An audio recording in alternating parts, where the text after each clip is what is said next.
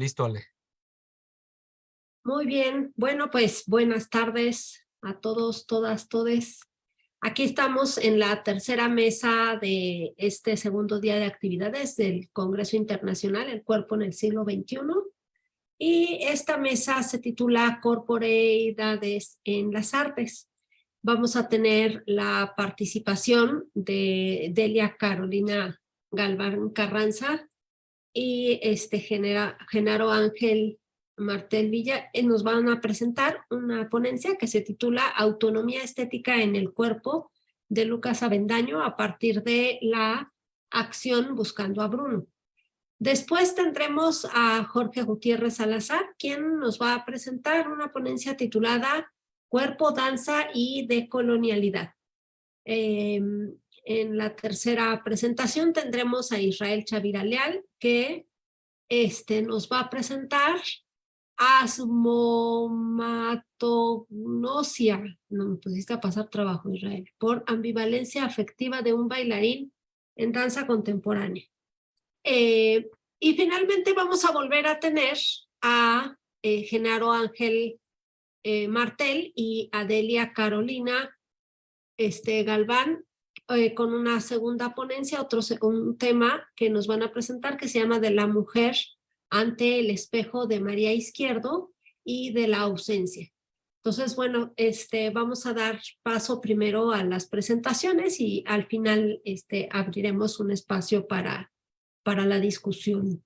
Así que pues Delia y Genaro, les damos la palabra para su primera presentación. Muchas gracias. Voy a compartir pantalla.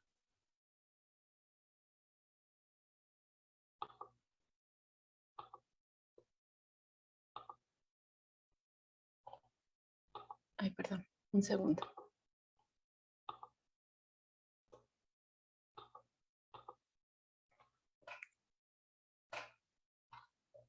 Muy buenas tardes. Doy la bienvenida a la comunidad que nos sigue a través de redes y a quienes me acompañan en esta mesa virtual. Aprovecho para agradecer a quienes se encargaron de la organización de este congreso y al maestro Genaro Martel, con quien he tenido el gusto de compartir el desarrollo de la investigación que a continuación les presentaré y que se titula Autonomía Estética en el Cuerpo de Lucas Avendaño, a partir de la acción Buscando a Bruno. Quisiera solamente si me pueden confirmar si ha cambiado la diapositiva.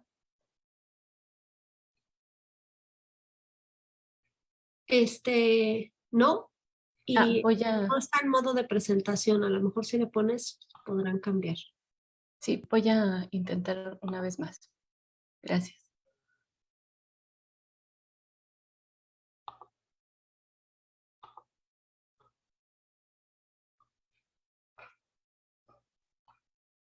Sí, ahora estamos viendo otra. Gracias. En diciembre de 1989, Pedro Lemebel y Francisco Casas, artistas chilenos, realizan la escenificación de la pintura Las dos Fridas, de la autora mexicana homónima y de apellido Kahlo. En dicho cuadro viviente, las llamadas yeguas del Apocalipsis problematizan los estigmas ligados a la pandemia del SIDA, mediante la cual se profetizaba el castigo divino para la homosexualidad y la llegada del final de sus tiempos. Estigmas que habían comenzado a desarrollarse 8 años antes, momento en que la pandemia se hace visible. Durante la acción, los dos personajes aparecen conectados por una sonda de transfusión de sangre, portando uno de ellos falda tehuana y el otro falda victoriana. En un mundo en el que la sangre se había convertido en estigma, en un país en el que las violencias se habían depositado con gran fuerza en el cuerpo travestido como mayor símbolo de la homosexualidad, las yeguas del Apocalipsis deciden acudir a su corporeidad como espacio político. Las dos Fridas fue la denuncia de un largo periodo de desapariciones y de ausencias que se fueron sumando gracias a la pandemia, a la discriminación de los cuerpos que la padecían y a su censura. El 21 de junio de 2018, Lucas Avendaño, antropólogo y artista escénico, se instala ante el Consulado Mexicano en Barcelona para presentar la petición formal de búsqueda de su hermano Bruno Alonso Avendaño Martínez, quien había sido desaparecido el 10 de mayo de ese mismo año, y a cuya desaparición las autoridades no habían encontrado respuesta. Lucas, quien conoce a fondo la obra de Pedro Lemebel, instala 2 sillas, se viste con falda y tocado de tehuana, maquilla su rostro y lo enmarca en un velo negro, para acto seguido sentarse en una de las 2 sillas a esperar. Mientras el tiempo transcurre, por la silla restante desfilan otros cuerpos que, vestidos de tehuana, acompañan por momentos la espera de Lucas y después desaparecen. También hay cuerpos que se suman, cuerpos que sin el protocolo de la vestimenta toman la mano de Lucas y esperan. Buscando a Bruno es quizá un desfile de desapariciones, la acción de muchos cuerpos buscantes o quizá la manifestación de un cuerpo que, al igual que en las yeguas del Apocalipsis, se descubre como espacio político. Lo que vemos en pantalla es justamente una de las acciones y bueno, la acción Buscando a Bruno, que ha tenido varias representaciones. Y en el siguiente caso, bueno, sigue siendo la misma acción, solamente en un espacio distinto. ¿Cómo es que hay cuerpos que son espacios y otros que son ausencias? A la acción del Consulado Mexicano en Barcelona acompañaron otras muchas acciones. La foto de Bruno y la pregunta de si su caso podría ser diferente del de los millones de desaparecidos se volvieron parte del equipaje de Lucas. De pronto, fotografía y pregunta fueron prostéticos de un cuerpo buscante. Su símbolo, la fotografía de Bruno, le fue conduciendo al encuentro de nuevas presencias que cargaban a modo de imágenes o de frases la ausencia de otros cuerpos. Efectivamente, el caso de Lucas fue distinto. Como todos los casos lo son de algún modo. 30 meses más tarde, Bruno fue encontrado sin vida. Entonces vino el coraje y la necesidad de exigir, de acompañar, de dar una esperanza que se sabe que en los más de los casos era mentira, pues con el descubrimiento de los desaparecidos se hicieron visibles los no nombres. Todos esos cuerpos mudos, casi invisibles, que a pesar de ser rescatados no dejan de ser desaparecidos, cuerpos que no es posible nombrar. ¿Cómo es que el cuerpo mantiene su nombre mientras es ausente y lo pierde cuando es encontrado? La desaparición material permite a Lucas Avendaño reflexionar sobre lo que llamará desapariciones de estas otras categorías, de no existir en el mapa, de no hablar castellano, de no ir a la escuela, de no tener servicios. Su cuerpo se convierte ahora en un lugar político y de lucha social. En la medida en que Lucas va buscando a Bruno, se va encontrando con otros cuerpos buscantes y va descubriendo que estos cuerpos buscantes en muchas de las ocasiones detienen su búsqueda pues porque tienen otras situaciones que no les permiten continuar con la búsqueda. Desde el simple hecho de pertenecer a un sitio alejado y entonces no poder asistir a levantar una denuncia, o en el momento en que les dicen, bueno, tienes que volver a venir para seguir el protocolo, pues dejan de asistir. A pesar de que la creación del autor de Buscando a Bruno es vasta, existe una obra que permite dar seguimiento al desarrollo de su trabajo y a la forma en que se va desarrollando lo que, a efectos del presente estudio, será llamado autonomía estética. En 2014, Lucas Avendaño desarrolla la pieza No soy persona, soy mariposa. Acción artística que desde ese momento y hasta el presente se ha ido adaptando a todo tipo de escenarios y espectadores. La libertad con la que el artista va modificando el discurso hablado, la vestimenta y los lugares de representación le ha permitido generar una especie de práctica ensayística. Su acción se convierte así en una espiral reflexivo que se nutre de la acción repetida, de modo que la pieza es a la vez muchas.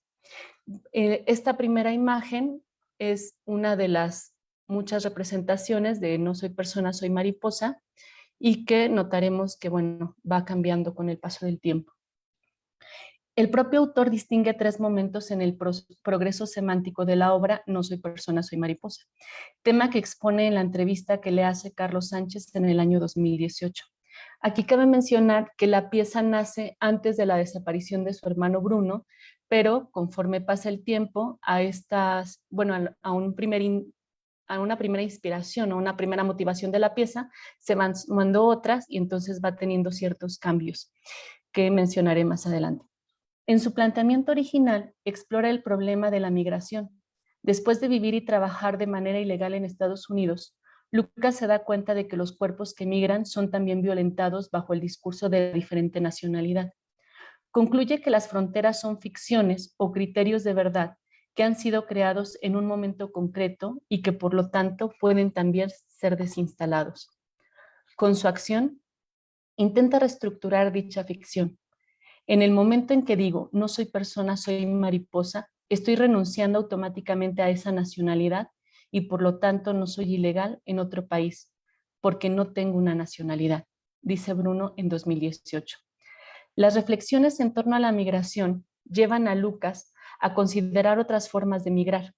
Es así como en el contexto de un mundo ordenado de forma binaria, transitar de lo femenino a lo masculino o de lo masculino a lo femenino es otra forma de migrar. Al ser originario de Oaxaca, el autor de la pieza vive, piensa y teoriza la mocheidad. Cae en cuenta de que no se trata de un fenómeno de estudio tanto como de una forma del ser, de su ser. Así, y en el entorno de lo que le trae pensar el nombre de las cosas, de los otros, de los que carecen de uno, piensa el nombre de quienes viven la mocheidad, encontrando entre muchas otras palabras la de mariposón, término asignado por un otro que, al igual que en el caso de la frontera física, no soporta el tránsito libre de los cuerpos. Lucas regresa al término mariposa y mediante esta práctica ensayística que desarrolla a través de la reperformance y de la danza, explora todas las posibilidades que ella le da, la desdobla y la extiende, juega con ella hasta que en el uso y la reconstrucción semántica deja de doler, pero no de significar. Cualquiera puede reconocerse mariposa, dice, porque reconocerse mariposa conlleva un derecho inalienable, e imprescindible de libre tránsito por el mundo, de ser una palabra con una connotación peyorativa, de ser mariposón, ahora es lúdica, plástica y sobre todo te dignifica como persona, como ser humano. Parte importante de las influencias de la formación de Lucas se encontrarán en la herencia del Ejército Zapatista de Liberación Nacional, que le sirve de fuente para un tercer objetivo de la pieza. Mediante la búsqueda de Bruno y con la cercanía del resto de casos de desaparecidos que va descubriendo, Lucas se convence de que solamente mediante la colectividad es posible que las muchas desapariciones encuentren un rumbo. Ocurre en el camino de búsqueda y a fuerza de la ineficiencia de los procesos legales, una especie de trabajo ensayístico, un andar y desandar los mismos caminos, un esperar por tercera, quinta o milésima vez en la misma fila o en las mismas oficinas, un ver de nuevo los mismos rostros, un escuchar otra historia que es de algún modo la misma. Todo ello ocurre mientras se piensa. En ese pensar, Lucas se descubre responsable de exigir dignidad para quienes, debido a la diferencia, han sido colocados en todas las lejanías posibles para que su desaparición sea invisible. A pesar de ello, Lucas decide acompañar, esperar a que el cuerpo de Bruno sea un escalón en el camino de búsqueda de los otros. La tercera frontera que toca esta pieza, la respuesta me la da el Ejército Zapatista de Liberación Nacional, afirma, en un texto que expone sobre qué es la rebeldía, pero yo le quito rebeldía y le pongo utopía. La utopía es como una mariposa que se lanza al mar. Sabe que no hay una isla donde llegar, pero se avienta y vuela. Cuando está cansada y no puede más, se desploma. Sus restos quedan flotando sobre el agua, pero atrás viene otra mariposa utópica. Y cuando ya está cansada de volar y está a punto de desplomarse, puede ver a lo lejos aquellos restos de aquella primera mariposa utópica. Va, descansa sobre sus huesos, después vuela, aunque más adelante caiga, pero atrás viene otra mariposa utópica. Entonces, cuando le preguntan ¿para qué sirve la utopía? La respuesta es, sirve para caminar. No soy persona, soy mariposa. Está hecha de muchas voces. El discurso hablado que acompaña las acciones de Lucas cambia sutilmente a cada reperformance.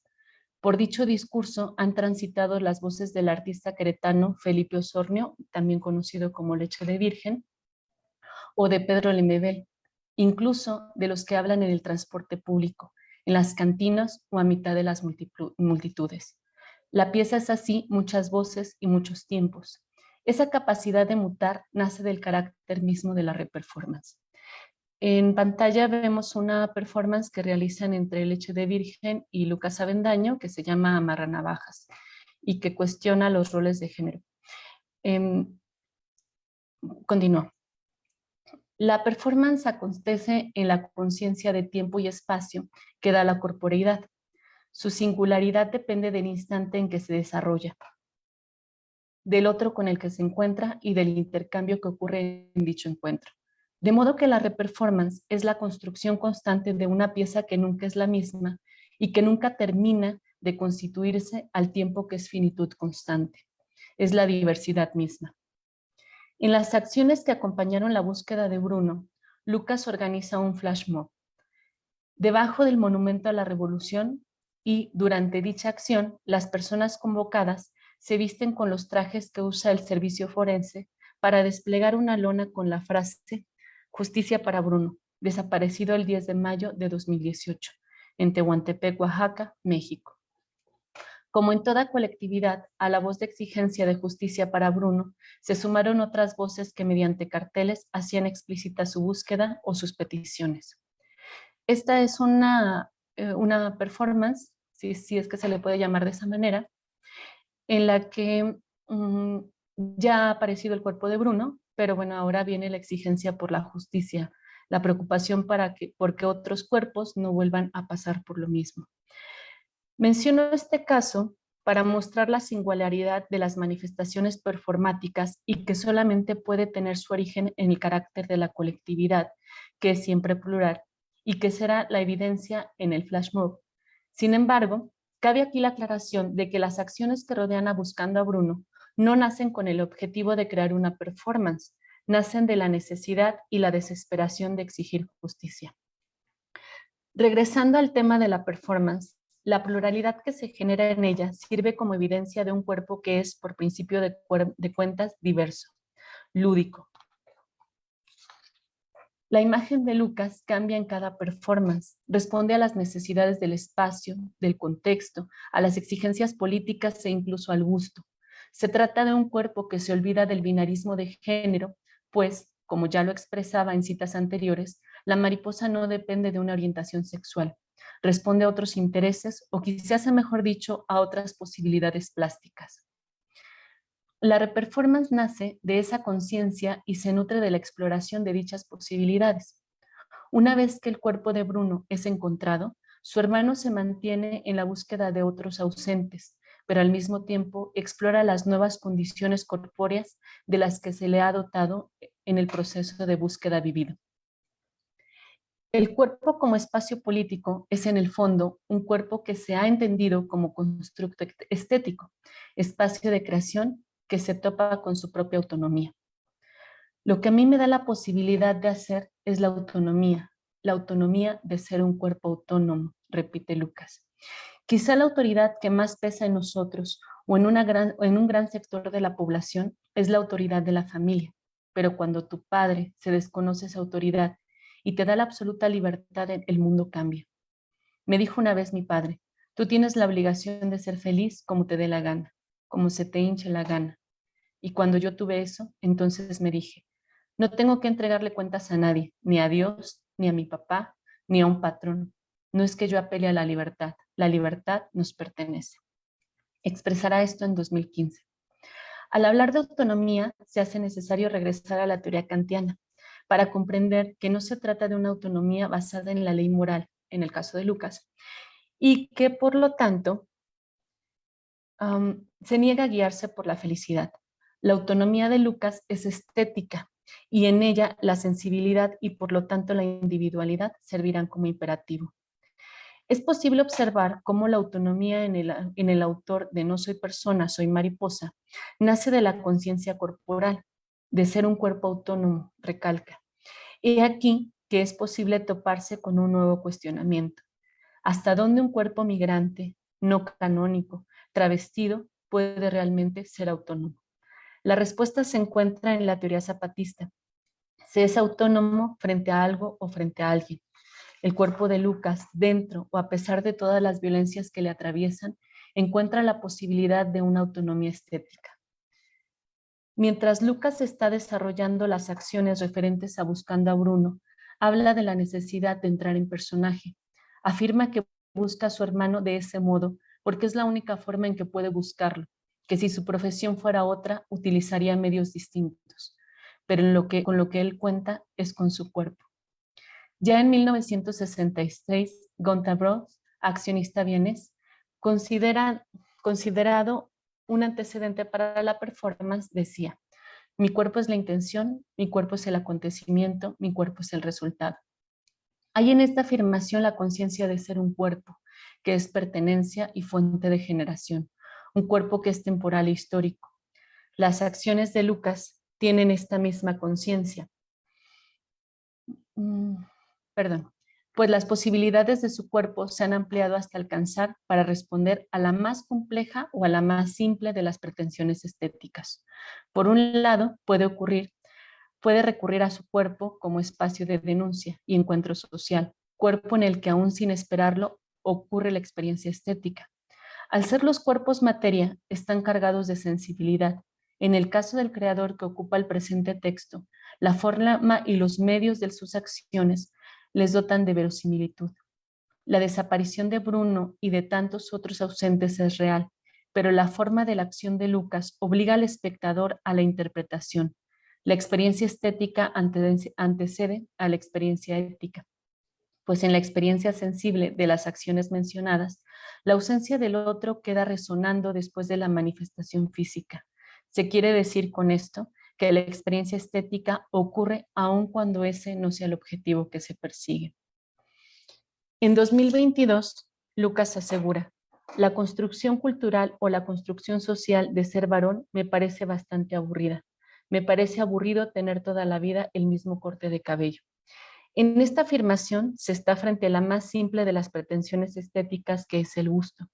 Lucas supera las fronteras de un binarismo de género cuando aleja dichas construcciones de la forma en que su cuerpo es presentado ante los otros. No soy persona, soy mariposa ha sido recreada mientras su autor viste un pantalón cargo o mientras viste de novia tehuana. No es importante, aunque sí sea significativo. La obra de Lucas Avendaño da cuenta de una larga tradición de estéticas disidentes en las que la autonomía estética está presente a pesar de las muchas violencias que atraviesan esos cuerpos. Bueno, aquí les he puesto para cerrar esta, que es una imagen de una de las performances en las que representa esta acción.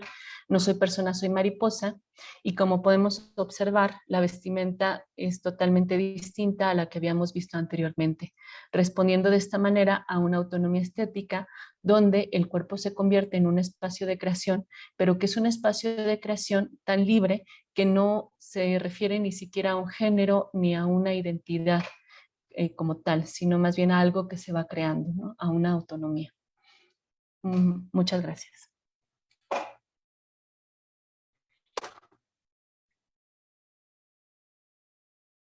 Muy bien, muchas gracias, Delia. Pues damos paso entonces ahora a Jorge, te damos la palabra.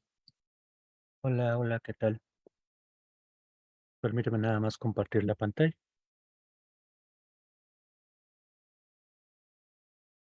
Ya estoy.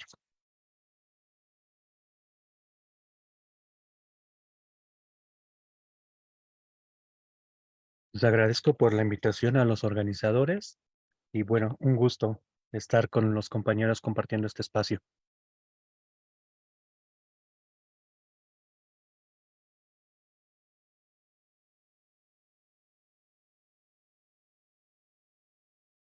La danza transmoderna como terreno de resistencia. Soy Jorge, hijo de Leticia y José Luis. Leticia, mi madre, es hija de Genaro y Efigenia, mis abuelos maternos. José Luis es hijo de Angélica y José Luis, mis abuelos paternos. Mis padres, al igual que muchas personas en mi país, migraron para buscar mejores condiciones de vida. Mi madre es de Toluca y mi padre de Aguascalientes. Se conocieron en la Ciudad de México, donde han vivido o donde he vivido toda mi vida. A diferencia de muchos compañeros, no llegué a la danza siendo un niño, sino llegué a la danza por una lesión que me alejó temporalmente del ring. Durante un breve tiempo y por cuestiones que parecen solo suceder en México, fui a un tanque terapéutico donde la terapeuta parecía no ser terapeuta, pero nos dio ejercicios de ballet durante las 2 semanas que me presenté y ese fue un detonante para dejar temporalmente de lado el deber ser del peleador de kickboxing para buscar clases de danza, pues lo veía como una rehabilitación para regresar a entrenar en ese momento. Continué mis estudios de sociología a la par de la escuela de iniciación en donde pedí autorización para realizar mi tesis. Después ingresé al Centro de Investigación Coreográfica, en donde pude encontrar la manera de unir la danza y la sociología, pero también de cuestionar algunas de las cosas que iba aprendiendo o a buscar otros contenedores creativos para expresar mis inquietudes.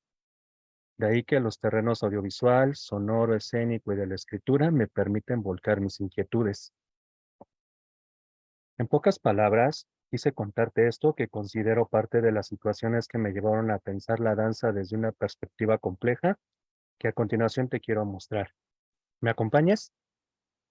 Antes de comenzar, quiero pedirte que cierres los ojos y traigas a tu mente la primera imagen de lo que es la danza para ti. Imagino que al momento de realizar este ejercicio, cada uno habrá pensado en las más diversas formas en las que conocemos la danza de la actualidad. Algunos, por ejemplo, habrán pensado en sus clases ya sea de ballet, Graham, release, etc. Otros tantos en las funciones que habrán visto que incluyen muy diversas formas del quehacer dancístico y donde muchas veces aparecen elementos de otras manifestaciones, referencias a las llamadas técnicas somáticas, elementos de las artes marciales u otras actividades de la vida social que van impregnando la manera de movernos. Cuando me preguntas lo que para mí es la danza, siempre pienso en un cuadro de arte generativo, que se va reconfigurando con el tiempo y los insights o afectaciones externas que lo motivan al cambio. Así es como me imagino el campo de la danza en la actualidad. De este modo me cuestiono cómo entender el hecho dancístico en una época con características como las de nuestro contexto. Partiendo de la pregunta anterior, considero mencionarte una definición de danza que me ha ayudado a tratar de comprenderla. Para esto menciono algunos elementos con los cuales podemos pensar en la danza como movimiento codificado para su presentación en escenario u otros espacios físicos o virtuales, lo cual implica la presencia de seres humanos en copresencia o virtuales, interacciones, energía emocional compartida, mímesis corporal y una poética propia de cada obra y cuya intención es presentarlo ante un público. Actualmente hay codificaciones de movimiento continuo y apreciaciones corporales legitimadas producto de procesos educativos cuerpo-mente propias del campo, en relación con otras vistas como periferia. 1.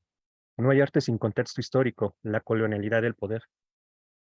Para este apartado considero necesario observar algunos planteamientos provenientes del enfoque decolonial, iniciando con la noción de heterogeneidad histórico-estructural y la irrupción de un modelo de explotación colonial del trabajo desarrollados por Aníbal Quijano, el cual establece una malla de relaciones de dominación en el trabajo y sus productos, la naturaleza y sus recursos, el sexo y la reproducción de la especie, la autoridad y los instrumentos de coerción, así como en la subjetividad, los productos materiales y simbólicos de las cosmogonías originarias del continente americano.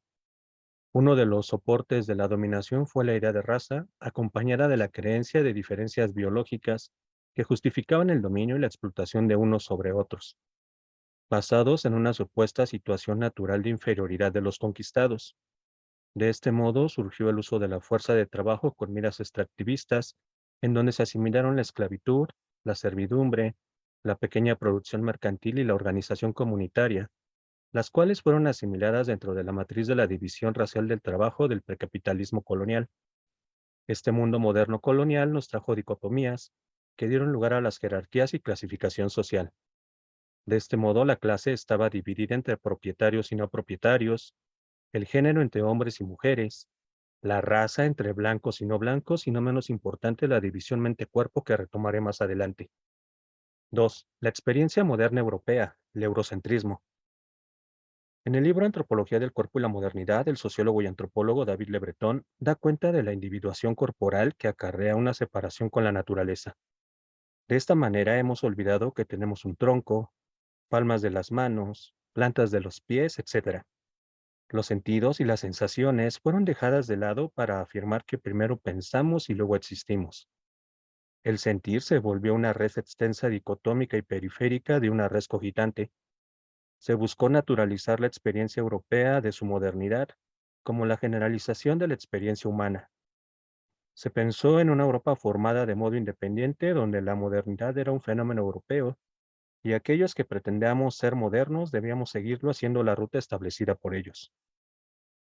Se pensaron en un momento como la culminación de la evolución más allá de un estado de naturaleza, y de este modo los protagonistas del proceso de la modernidad. Proceso en donde el cuerpo, la sensación y la emoción fueron dejados de lado, sin tomar en consideración cómo afectamos y somos afectados por otros humanos y no humanos. Desaprendimos a ser afectados y a sentir al otro. Nuestra percepción fue moldeada desde filtros afectivos que orientan lo que percibimos y lo que no. Regresando al punto del cuerpo, el mismo fue sometido como una máquina dócil y eficiente para dar lugar a su inserción controlada a un sistema de producción y el paradigma del progreso. Desde el marxismo podemos señalar que se deja expuesta la vida de aquellos que únicamente tienen su fuerza de trabajo. De este modo, los que venden su tiempo y su energía vital son presas de la despolitización de la propia vida. Por cuestiones de tiempo y espacio, podemos resumir que en la actualidad, este intento unificador nos ha llevado a dejar de vivir en el aquí y el ahora consciente, para asumirnos en relatos de eficiencia, de emprendedurismo, en una sociedad sentada y del cansancio, en donde el estrés, la ansiedad y la depresión aparecen como un dispositivo biopolítico. Lo corporal aparece como un área oscurecida dentro del pensamiento dominante y por lo tanto lo considera un territorio de resistencia y disputa en búsqueda de creación de una vida que sea digna de ser vivida. 3. El cruce de paradigmas. Al inicio mencioné que mi imagen de la danza era la de un cuadro de arte generativo. Pues bien, a esto le denomino el cruce de paradigmas. Un paradigma podemos entenderlo como una manera determinada de hacer algo. De igual modo, podemos pensarlo como un modelo o ejemplo a seguir. Un cruce de paradigmas significa que por lo menos hay dos maneras de pensar que están en tensión. En el caso de nuestro tema, la tensión surge cuando la danza escénica de la modernidad se encuentra en el mismo campo que la que se desarrolla a partir de los años 60 hasta nuestros días, y que incluye aquello a lo que se le denomina transmodernidad. Esto significa que estaríamos ante una especie de síntesis dialéctica entre la danza de la modernidad y la posmoderna, o bien un intercambio constante entre estas dos, dando origen con ello a una danza que dentro de nuestra contemporaneidad entiendo como de transición hacia una danza transmoderna. Pero ¿qué implica hablar de transmodernidad? Para Rosa María Rodríguez Mardá, la transmodernidad es la construcción de un metarrelato cuasimoderno derivado del cruce paradigmático entre lo moderno, posmoderno, en donde la multicronía, el pluralismo, la complejidad y la hibridación nos llevan a una nueva configuración de los saberes. Para Enrique Dussel, el mismo concepto apunta a un proyecto transversal a la modernidad-posmodernidad. Está antes de esta y a la vez la trasciende, siendo una categoría de exterioridad que pretende sacar la voz propia de las culturas no europeas u occidentalizadas, es decir, pensar en términos de coloniales. Para entender el cruce, Carlos Pérez Soto, en Sobre la definición de la danza como forma artística, nos ofrece referentes para entender el hecho dancístico. De su propuesta me parece pertinente citar tres formas de estética y tres formas de codificación corporal, a modo de ejemplificar de una mejor manera el cruce de paradigmas. Un primer momento estético apelará a la conjunción belleza-arte, y para definir algo como arte se buscará que el objeto o producto artístico tenga características de simetría, armonía, proporción, trascendencia, etc. Este tipo de estética tiende a ser más objetivista y fue el pensamiento dominante en el arte durante la llamada modernidad. A esto el autor lo denomina estética de la belleza. Una estética de la expresión surge a partir del siglo pasado de la mano de las vanguardias y en ella entran en juego categorías como lo violento, lo grotesco, lo feo y absurdo. Se busca que la pieza artística exprese algo sobre la subjetividad humana. Este tipo de estética permite cierto relajamiento con respecto al anterior, pues su finalidad es expandir fronteras y dotar de nuevas posibilidades.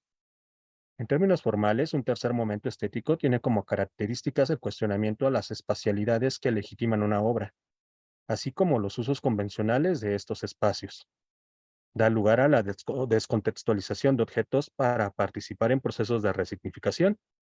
Hay una crítica a la concepción del objeto artístico para dar paso al cuerpo como protagonista de las prácticas.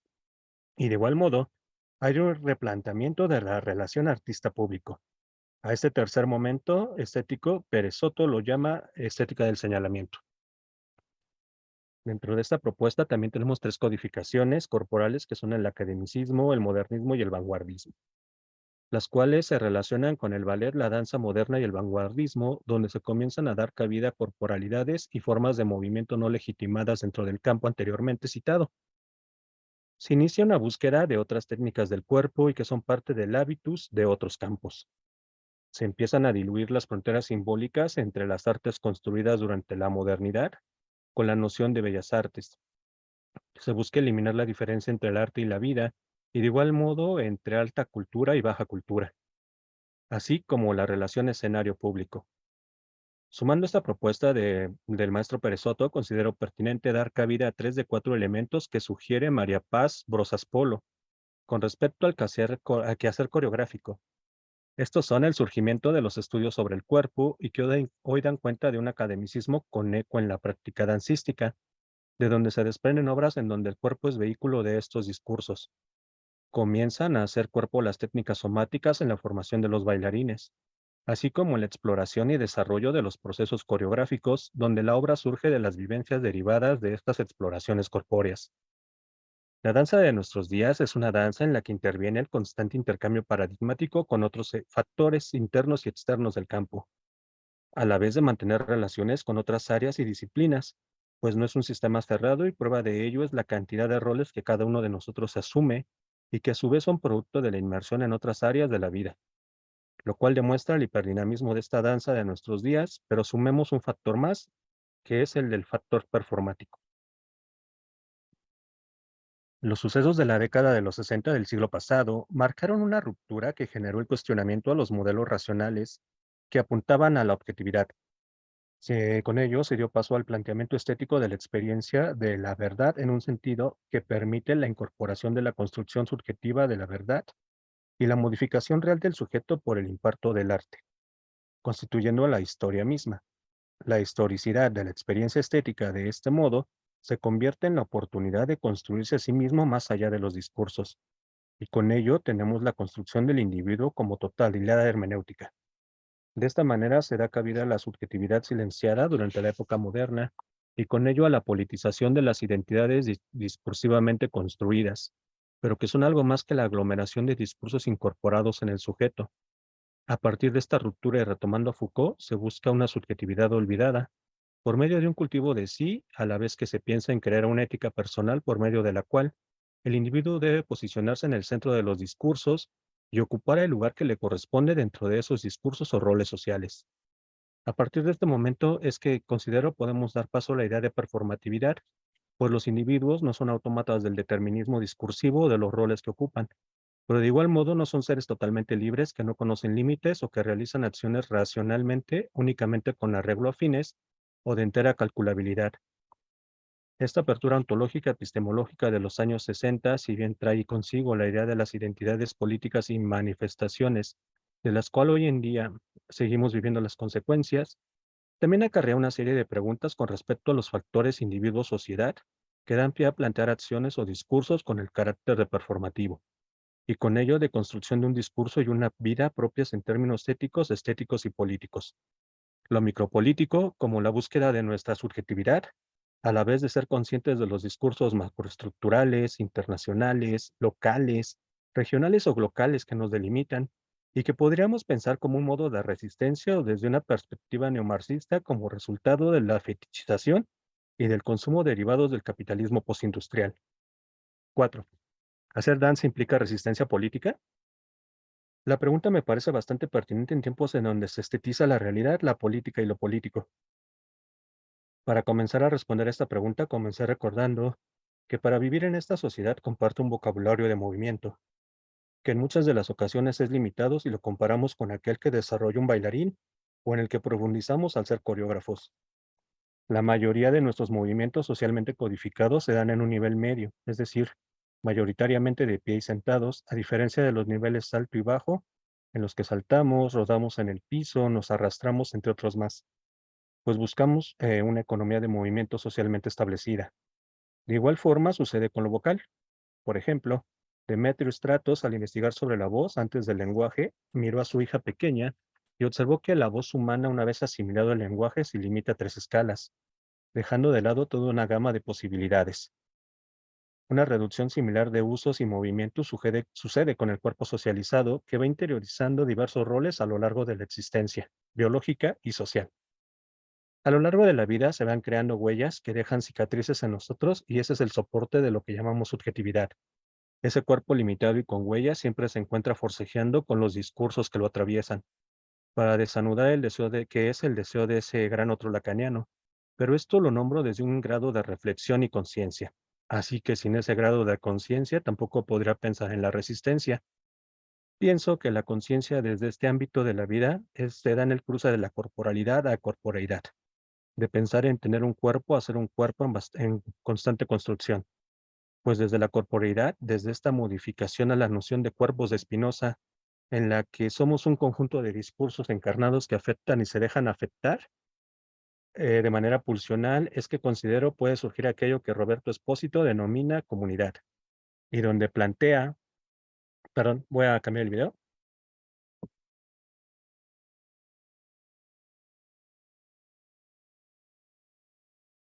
perdón, de nuevo cuenta, puede surgir aquello que Roberto Espósito denomina comunidad, y donde plantea alejarnos de lo común y compartir en términos de diferencia los comunidad sin comunidad,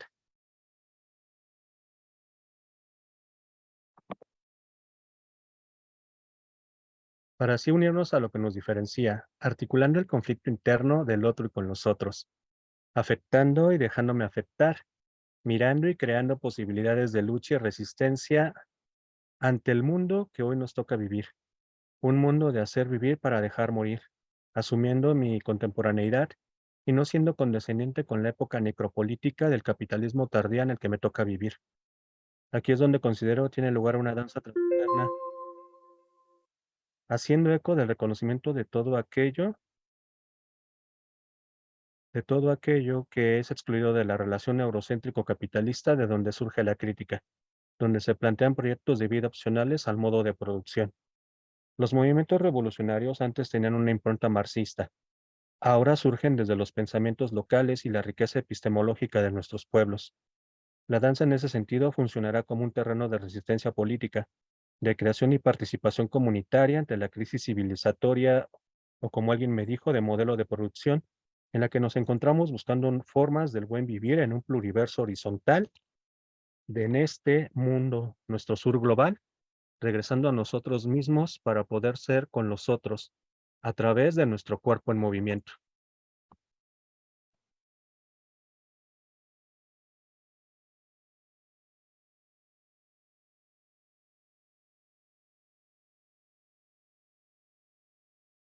Muy bien, muchas gracias, Jorge. Pues pasamos ahora la palabra a Israel, por favor.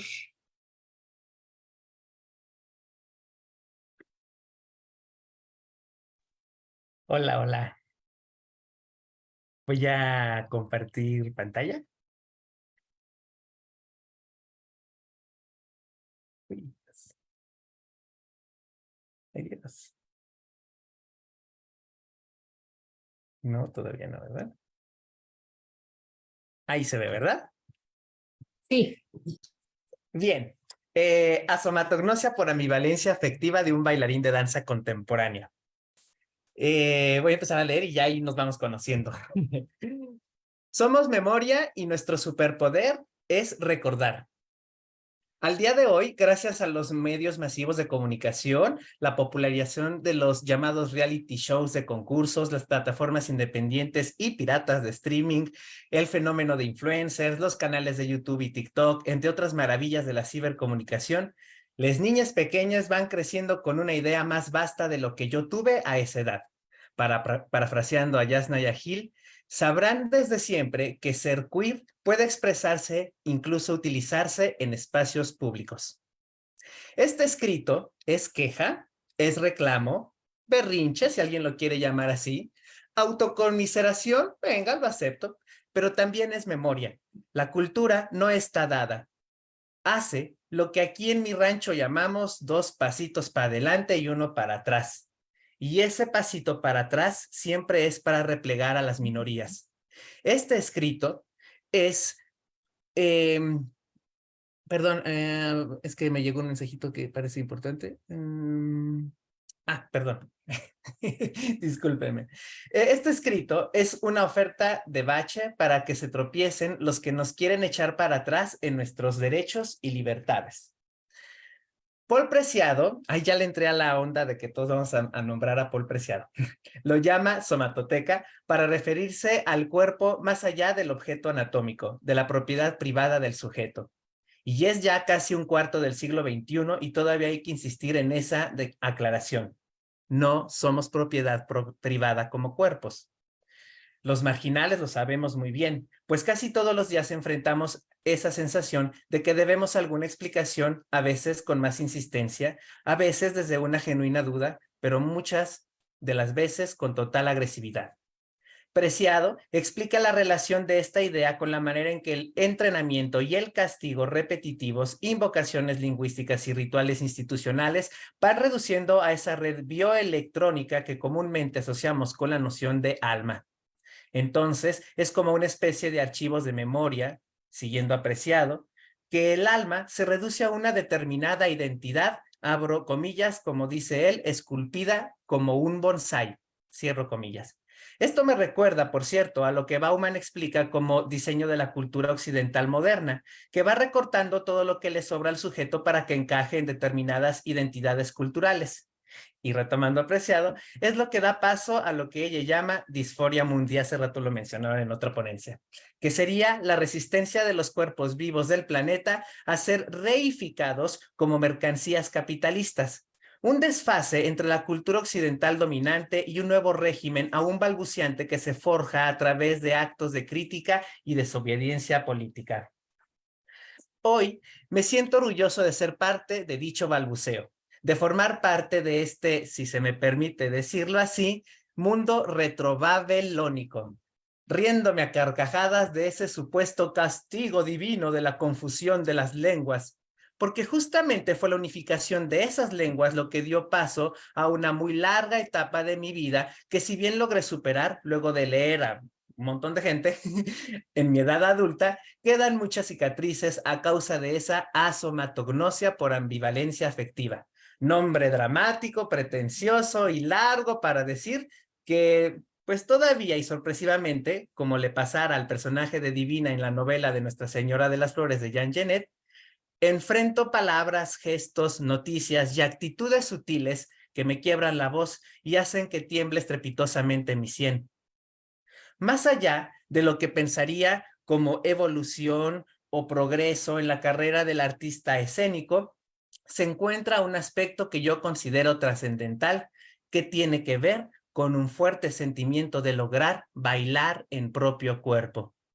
Este sentimiento se ve amenazado constantemente por los primeros años de la carrera universitaria, la mayoría de las veces, debido a que, y no exclusivamente, hay una formación y desempeño profesional que oscila entre el amor y el repudio sistémico hacia la dimensión del ser corpóreo disidente del sistema social, político y cultural que representan las instituciones de diversas índoles, como lo es la universidad, los ministerios de cultura, que si bien hoy en día ya esas tendencias discursivas de la inclusión, etcétera, han matizado esta circunstancia, todavía no podemos decir que se ha ganado la batalla.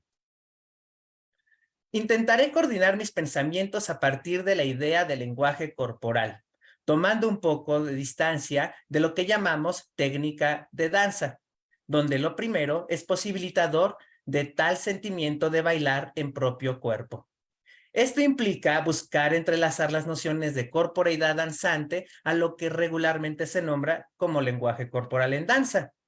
Retomando a Paul Preciado, se trata de encontrar los puntos en los que el cuerpo que habla es capaz de utilizar el lenguaje para deshacer la presunción de una posición política femenina o masculina, con lo que intentó aportar a un fortalecimiento que ya termine por desplegarse fuera de las academias de danza hacia las mismas burocracias y agentes políticos culturales sobre la relevancia de insistir en la pregunta de si lo que importa son las formas de la danza o las personas que la encarnan. Aclaro que escribo todo esto desde la experiencia de haber sido formado profesionalmente en una universidad pública. Fui la cuarta generación del programa educativo a inicios del siglo XXI, como hombre cisgénero homosexual no blanco y la memoria de una educación básica dentro de la tradición católica, oriundo de lo que en México denominan interior del país y todo lo que ello implica en la narrativa cultural y social de un lugar como que es México.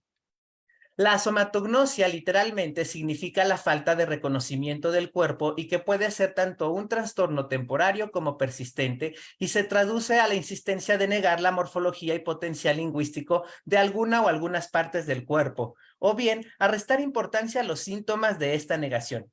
Así que estaré utilizando este término como una metáfora que buscaré develar en función de la carrera del bailarín de danza contemporánea. Este es un abordaje autoetnográfico, relacionando así mi historicidad con los factores contextuales en los que estuve inmerso, aquellos factores persistentes en mi formación con la fantasía cultural de la narrativa del mercado de las artes escénicas en México.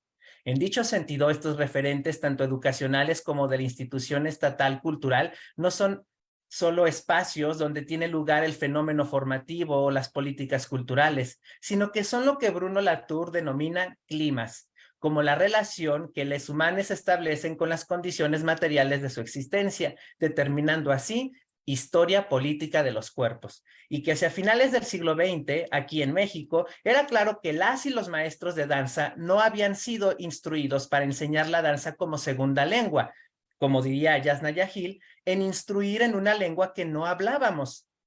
Pero tal vez eso no importaba mucho, porque tampoco quienes llegábamos a la escuela de danza sabíamos de nuestra diversidad lingüística corporal. Yo mismo oscilaba de un lenguaje afeminado de mi infancia y adolescencia a un heteronormativo masculino en los deportes, de uno que me hacía sentir menos extraños en ese ambiente deportivo que incursioné, al que me hiciera sentir digno de un estudiante de danza. Hoy sigo oscilando, pero por otras razones. Pertenecer o no a ciertos grupos culturales o sociales a veces me duele, pero es más como cuando masticas algo muy duro con la muela mala. Lo dejas de hacer y ya estuvo. Entonces me pregunto, ¿qué lenguaje corporal queda por expresar como ejercicio de libertad y de expresión de la propia personalidad fuera de los determinismos del mercado de las artes escénicas contemporáneas reguladas por una incipiente academia en constante pugna entre los artistas formados por la libre y los artistas validados por la institución, ya sea educativa o político-cultural? Y además en el marco de un aplastante conformismo ante colonialismos, eurocentrismos, globalización y reconstrucciones culturales.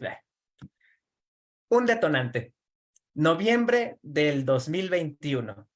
Aquel año finalizaron las funciones que logramos acomodar con el colectivo de danza que integro al regreso presencial pospandémico.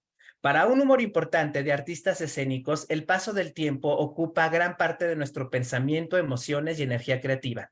El paso del tiempo puede ser solo una forma de tomar conciencia de los límites del cuerpo encarnado y de reconocernos en su acabamiento.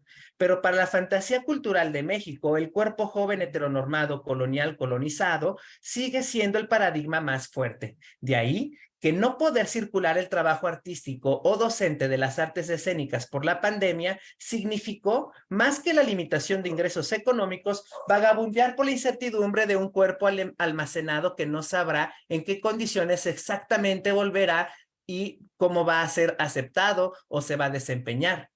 Aunque existen resistencias o alternativas a esa fantasía cultural, lo cierto es que sostenerse económica y socialmente fuera de esa narrativa tiene más pinta de privilegios académicos, políticos o económicos todavía. Aquel noviembre del 2021, al finalizar nuestra temporada de presentaciones, fue tanta la euforia de dar nuestra última función que el desplome de energía y emoción lo sentí venir como una avalancha aterradora. Creo que no debería de ser tan difícil ser yo mismo, pensaba, como para experimentarlo con esa sensación de gran triunfo, mucho menos si estaba acompañado de mi marido y mis compañeras del colectivo escénico. ¿O no? Cuerpo y tiempo, tiempo y límites, cuerpo y acabamiento, conciencia y reconocimiento, tiempo y lenguaje, lenguaje e identidad, identidad y tiempo. Aún no sé bien por dónde empezar. ¿Por qué me resultó tan significativa aquella temporada de funciones que dimos en noviembre del 2021? Bueno, para mí, bailar ante un público, dar clases y lograr un escrito de danza sigue siendo todo un misterio. Hay una parte de mí, la intelectual tal vez, o sobre todo, que encuentra en el tan llamado hecho escénico el tipo de satisfacción que me permite la culminación o el final de un esfuerzo o de un proceso. Me remite también a aquello que da sentido a una vida, la de la danza en mi caso, la de sus esfuerzos y sus procesos. Pero entiendo que esta especie de culminación y sentido están fuertemente ligadas a la narrativa convencional de los fines del arte occidental y su profesionalización e institucionalización. Como sea, lo que también entiendo es que fue con la experiencia del hecho escénico en la que me confesé por primera vez en el 2005 en mi obra de titulación de licenciatura llamada Retratos de una casa, inaugurando para mí así un hábito, el de confesarme en cada obra que aún estoy tratando de descifrar. En aquella temporada de funciones de noviembre del 2021, la sensación distó mucho de ser una confesión deseada, pues no se trató del resentimiento de haber revelado algo que nadie sabía acerca de mí. Más bien hubo un sentimiento de transparencia, que no sé cómo explicar, pero transparencia es lo que tengo más presente en la memoria corporal. Anteriormente, solo una vez había experimentado algo similar. La obra se llamaba Sin objeto de deseo, pero sí de amor. La pieza, en el 2012, empezaba invitando al público a cerrar los ojos, con la promesa de que yo también lo haría. Y mi reto era bailar con los ojos cerrados la totalidad de una canción. Entonces, en determinado punto de mi actuación, recuerdo la sensación de desdoblamiento, de verme desde afuera y, sin embargo, en lo que sucedió en la última función de la temporada del noviembre de 2021, eso fue distinto, aunque corporalmente lo mismo. No estaba fuera de mí, sino que estaba dentro de mí, plenamente dentro de mí. Y esto es parte de lo significativo del cierre de funciones al que refiero. Sin embargo, tanto esa experiencia corporal como el clima de los eventos están tejidos con otros factores que desde mi propia historicidad intuyo que implican una fuerte determinación ante el historial disfórico de una educación profesional de la danza y su ulterior desempeño profesional que hoy me permiten desanudar lo que siento, pienso y aprendo de bailar cada día respecto de lo que experimenté durante mis primeros años en la universidad y en mi profesión. Esta sensación de tomar en mis manos la epistemología de mi subjetividad al margen de lo que, de acuerdo con Kara-De-Ghetti, se puede llamar petromasculinidad y que yo llevo observando en la narrativa de difusión y producción danzaria mexicana casi desde que inicié.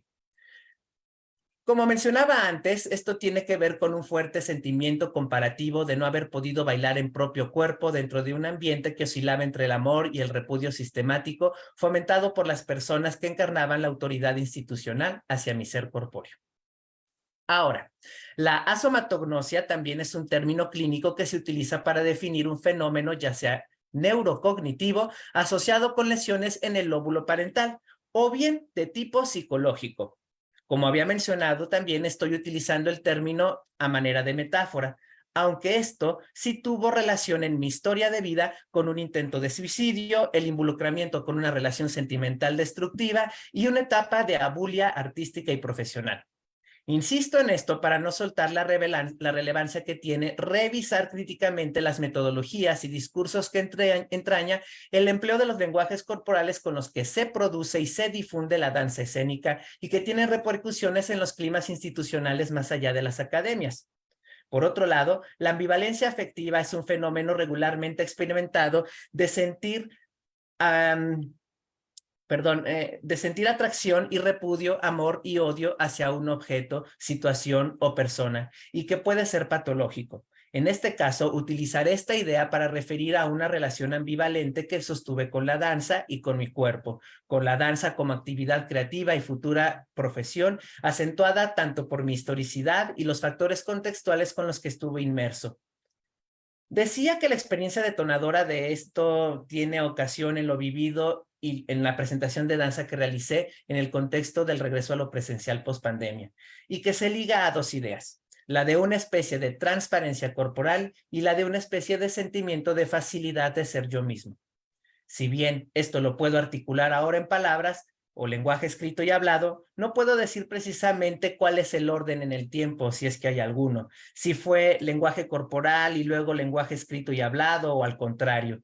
Pero estoy casi certero en que hube bailado muchas veces en la universidad y en los primeros años de mi vida profesional en una especie de asomatognosia simbólica o cultural de la que no era consciente y que además pues negaba. Y ahora lo puedo citar al reconocer la manera en que en determinado momento he sentido progresivamente el bailar como en propio cuerpo, tanto dando clases, creando obra, performándola, escribiendo, etcétera. Mientras que por otro lado he logrado pasar de una relación de ambivalencia afectiva conmigo y con la danza a la conciencia de lo que Paul Preciado llamaría disforia producida por las técnicas de gestión del cuerpo y su comunicabilidad de la cultura occidental colonial por medio de la delimitación del lenguaje corporal institucionalizado como técnica de danza. Paul Preciado explica la relevancia de recuperar la potencia política de pensar el lenguaje como parasitario que coloniza nuestro sistema nervioso. De ahí que desde el lenguaje corporal de la información y difusión institucional de la danza, en términos de William Burroughs, entramos en una relación de adicción con los sistemas de poder y capital hegemónico. En nuestro caso, del poder del mercado de las artes como espacio legítimo del ejercicio profesional. Les bailarines nos convertimos así en deudores insolventes, arrastrados a confundir la deuda y la adicción con nuestro deseo y necesidad creativa, poética, corpórea, contaminando así nuestra fuerza de subjetivación. Por otra parte, hay una intensa relación entre el lenguaje y la identidad, que es también un dispositivo del saber aplicado a los cuerpos. El lenguaje participa fuertemente como base de la configuración del acceso de los bailarines a los bienes educativos, el capital cultural y el mercado de bienes simbólicos que menciona Bourdieu.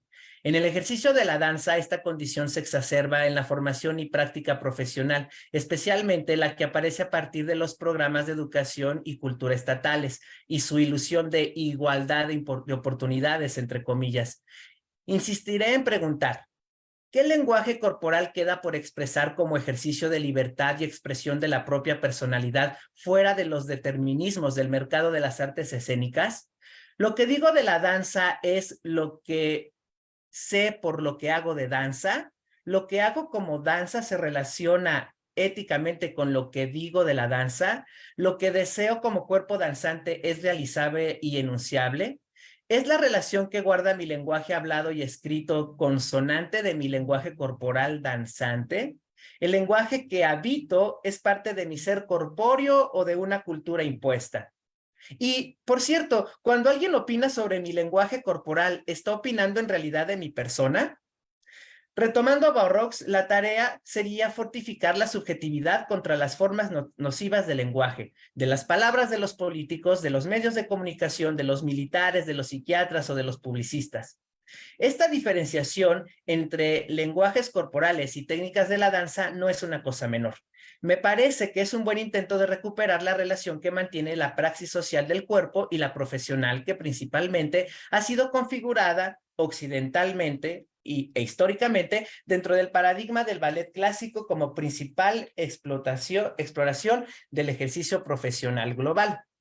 De hecho, la escena es totalmente una alusión a esta realización renacentista. Y aquí es donde se vuelve relevante señalar que mi formación dentro de la misma universidad sucedió mediante un diseño curricular que, aunque señalaba las cátedras para este desarrollo corporal como contemporáneo por coreógrafos, donde se suponía la posibilidad de abordar los contenidos desde diferentes técnicas, este último término era fundamental, pues de alguna manera expresaba el apego a los hitos de la danza moderna hegemónica, artistas estadounidenses o desarrollos técnicos de los maestros de las capitales culturales del norte global.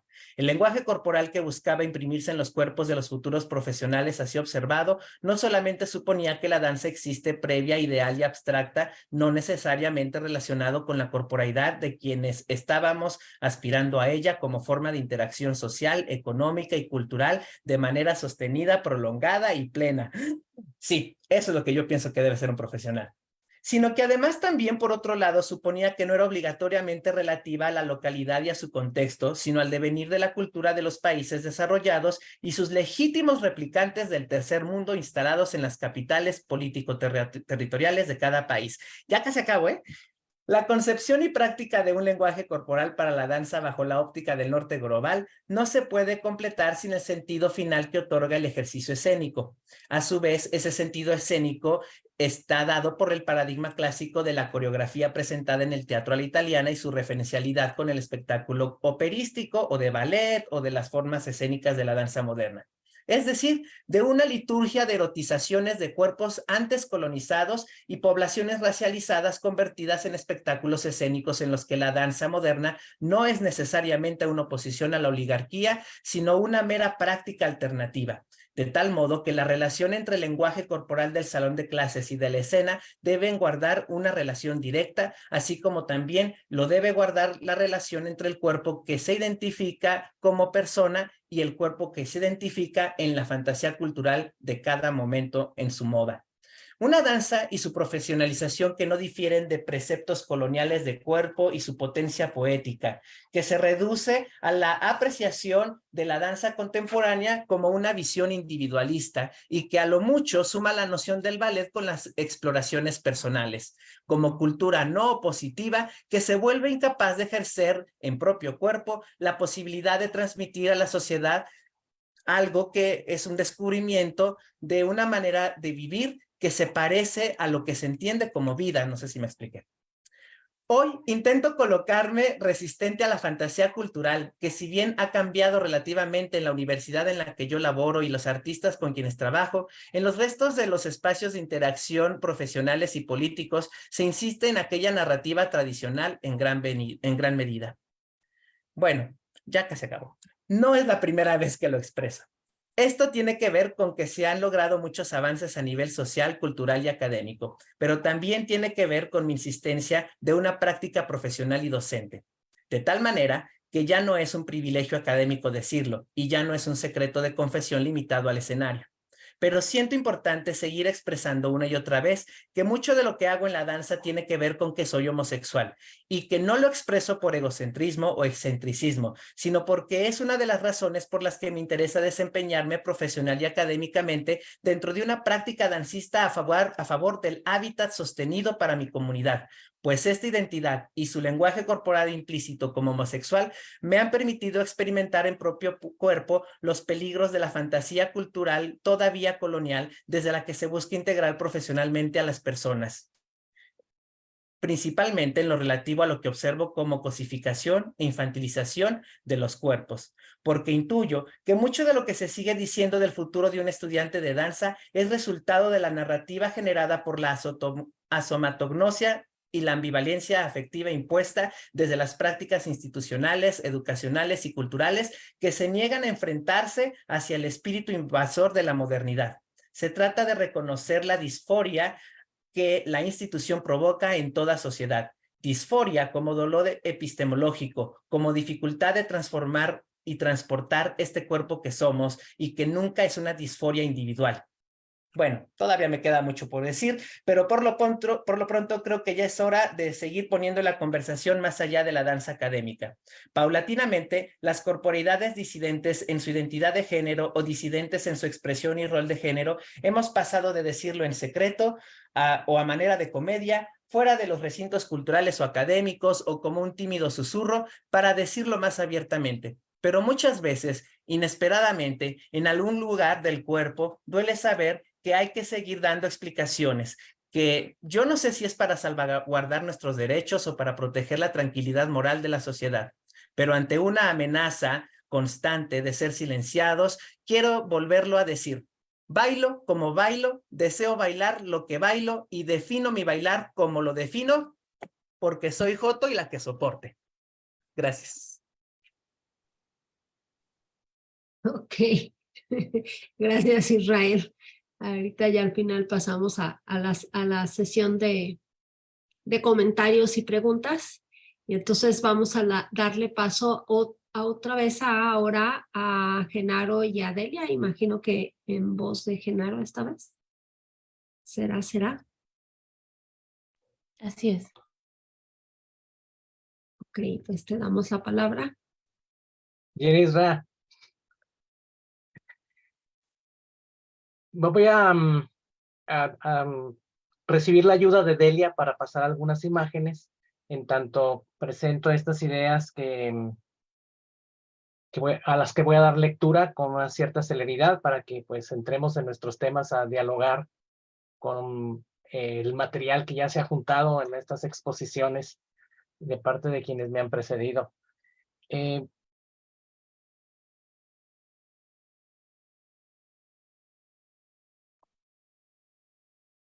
Problemas técnicos, pero ahorita los soluciono.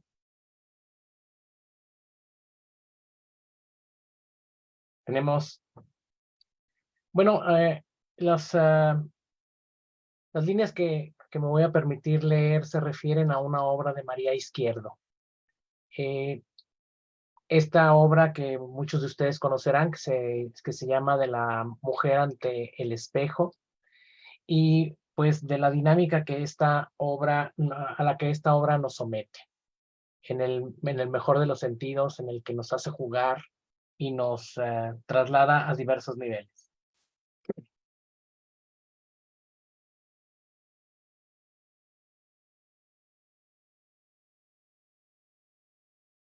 Me parece que ya se está presentando, ¿cierto?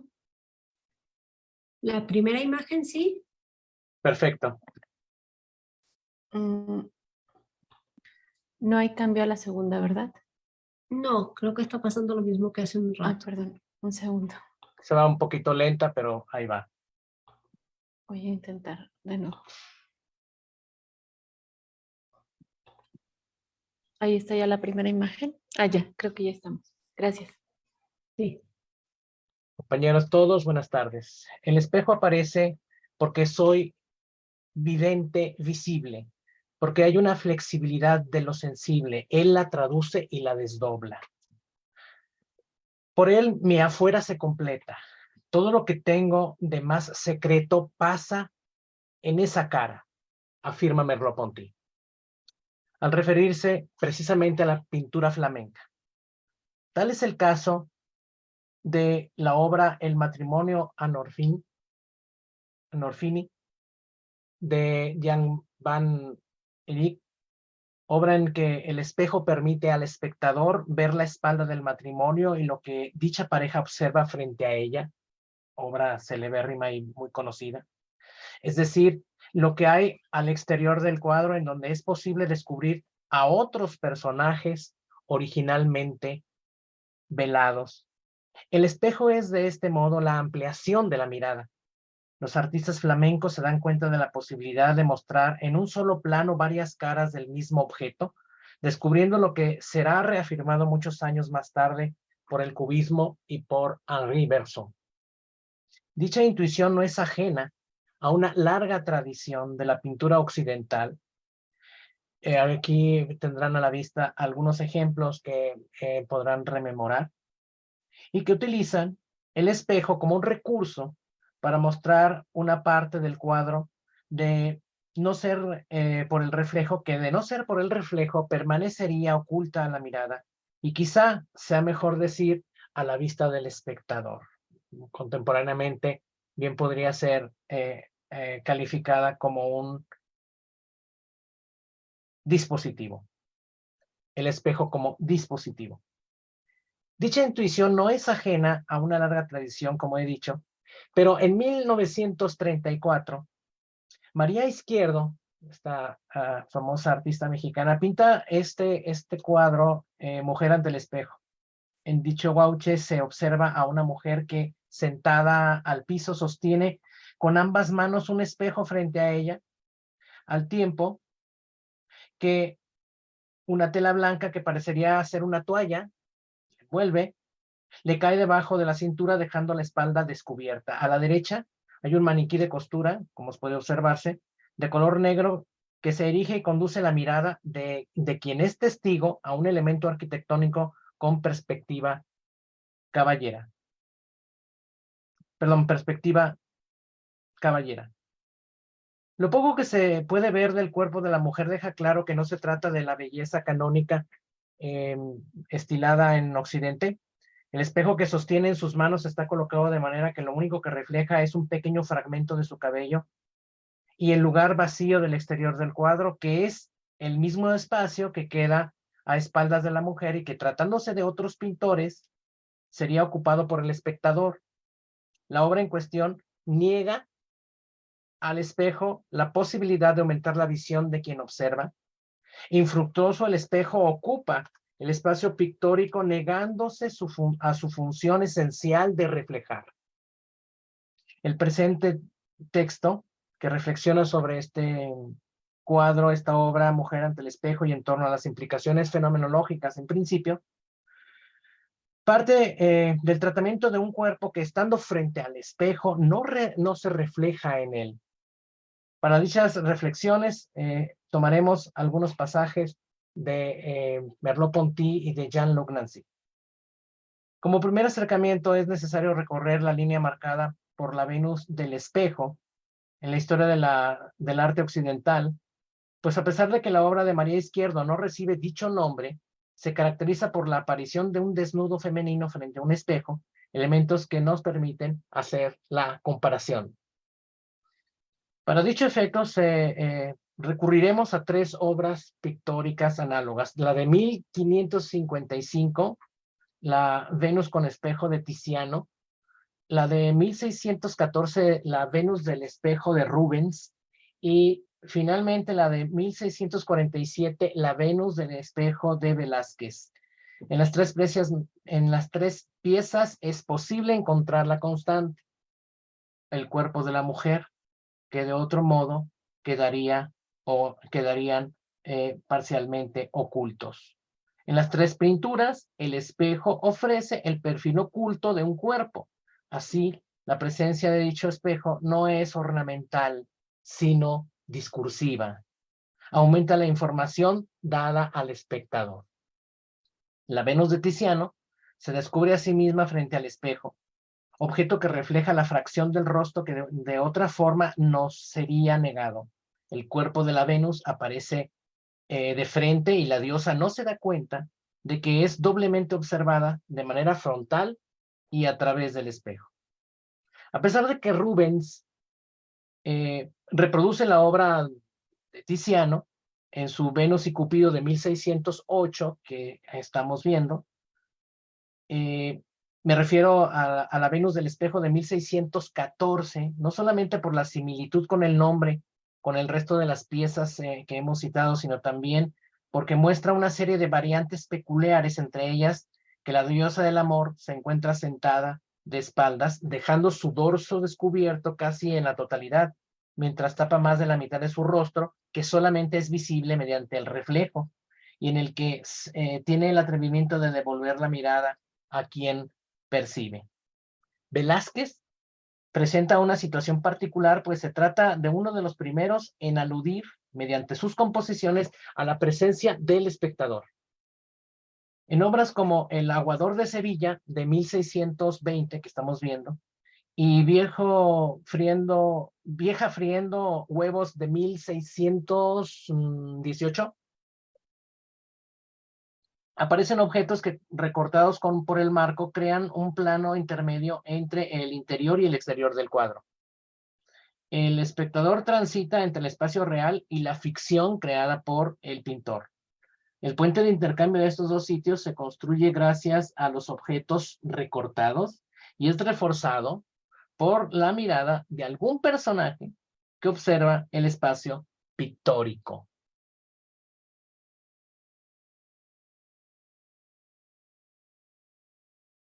En la Venus del espejo, de 1647, la diosa griega observa el área externa del cuadro a través de un reflejo semivelado, que sugiere la conciencia de ser observada. A diferencia del resto de las obras, el soporte es horizontal, de modo que el espacio es ocupado por el cuerpo de Venus, que se muestra recostada.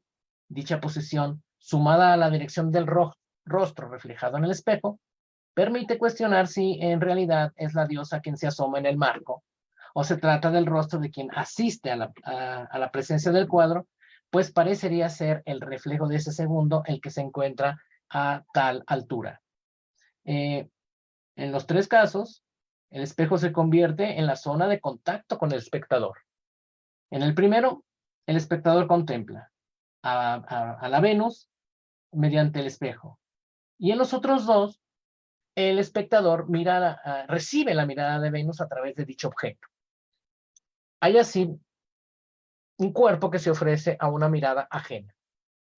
A diferencia de estas tres composiciones, la obra de María Izquierdo usa el espejo no como punto de encuentro con el otro, sino como un lugar de comunión propia. El espejo rompe el contacto con el espectador, le convierte en un intruso, alguien que asiste como voyeur al rito de autor de representación de la mujer para aumentar el arrobamiento en el que se encuentra esta última. Su cuerpo se muestra solo. Él mismo sostiene el espejo y tiene como única compañía un maniquí negro. El sitio que sirve de escenario carece de objetos que permitan reconstruir algún otro elemento de la personalidad de la mujer en cuestión. Ni siquiera es posible descubrir su identidad. Todo ello ocurre en contraste con los otros cuadros que hemos observado. En Tiziano, Cupido protagoniza la obra con su madre y es acompañado por otro pequeño niño. Mientras el primero sostiene el espejo, el segundo intenta coronar a la diosa. En el de Rubens, en el caso de Rubens, Venus se exhibe una vez más en compañía de su hijo, el dios del amor, mientras una mujer asoma el perfil por la esquina superior derecha. En la obra de Velázquez, Cupido lleva enredados un par de listones en el cuerpo, haciendo aún más evidente la desnudez de la madre para quien sostiene el espejo que porta en manos. El título de la pieza de María Izquierdo revela la posición del artista. Se trata del cuerpo de una mujer que se encuentra ante otro objeto que acontece para el espectador como objeto vacío. El diálogo no se da entre el espectador y la mujer, usando como intermediario al espejo. Se da entre una mujer anónima y un espejo igualmente anónimo. En otras creaciones del artista, de las décadas de los 30 hacia los 40, Izquierdo coloca mujeres que danzan o se mueven desnudas, pero cuyo cuerpo es parcialmente velado, a veces por una porción de tela o en la mayoría de sus composiciones por la orientación del cuerpo mismo. Orientación en la que el rostro, como la parte frontal del cuerpo, quedan ocultos. A pesar de que en los cuatro cuadros se muestra la figura de los cuerpos femeninos, llama mucho la atención el hecho de que el tratamiento de los mismos en los tres primeros casos es el del cuerpo femenino desde la visión de un artista masculino. Es decir, se refiere a un cuerpo ajeno, entendido como imagen u objeto de representación. En cambio, al hablar de la mujer ante el espejo, el tratamiento del cuerpo es más cercano, pues se expresa un cuerpo femenino experimentado desde la vivencia de un cuerpo igualmente femenino.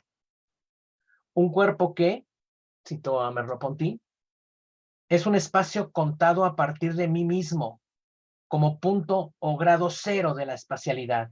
Yo no lo veo conforme a su envoltura exterior, lo vivo dentro. Estoy englobado en él. Después de todo, el mundo está a mi alrededor, no frente a mí. Fin de la cita. Dicha forma de entender el mundo pone al ser humano en este punto, al espectador, de frente a la fragmentación. Cuando se es un cuerpo inmerso en la realidad, la visión de la misma no puede ser completa. Se cuenta con los ojos colgados, con unos ojos colgados de un solo lado del cuerpo, frente a un mundo circundante, ante una espalda ciega. Los objetos colocados u ocurridos alrededor se hacen presentes como lo mutilado, como lo que se muestra en movimiento desde la visión de un cuerpo que también es movimiento. Es decir, la realidad nos ofrece los objetos recortados 1000 veces y de 1000 formas distintas desde una visión que no se fija porque se trata de un cuerpo que ve y se desplaza, que se desplaza mientras ve. Los objetos son recibidos como superpuestos en el plano de la visión, seres constantemente incompletos, que le devuelven al cuerpo que las percibe la conciencia de su propia indeterminación y defección. En la obra de Izquierdo, El espejo aparece como evidencia, de un cuerpo que es habitado como espacio. Un cuerpo que ya no es instrumento de una diosa, o en el peor de los casos, instrumento de representación de un otro, sino que es existencia. Mucho la garganta desde 2 días. Pedra, por favor, apaga tu micrófono.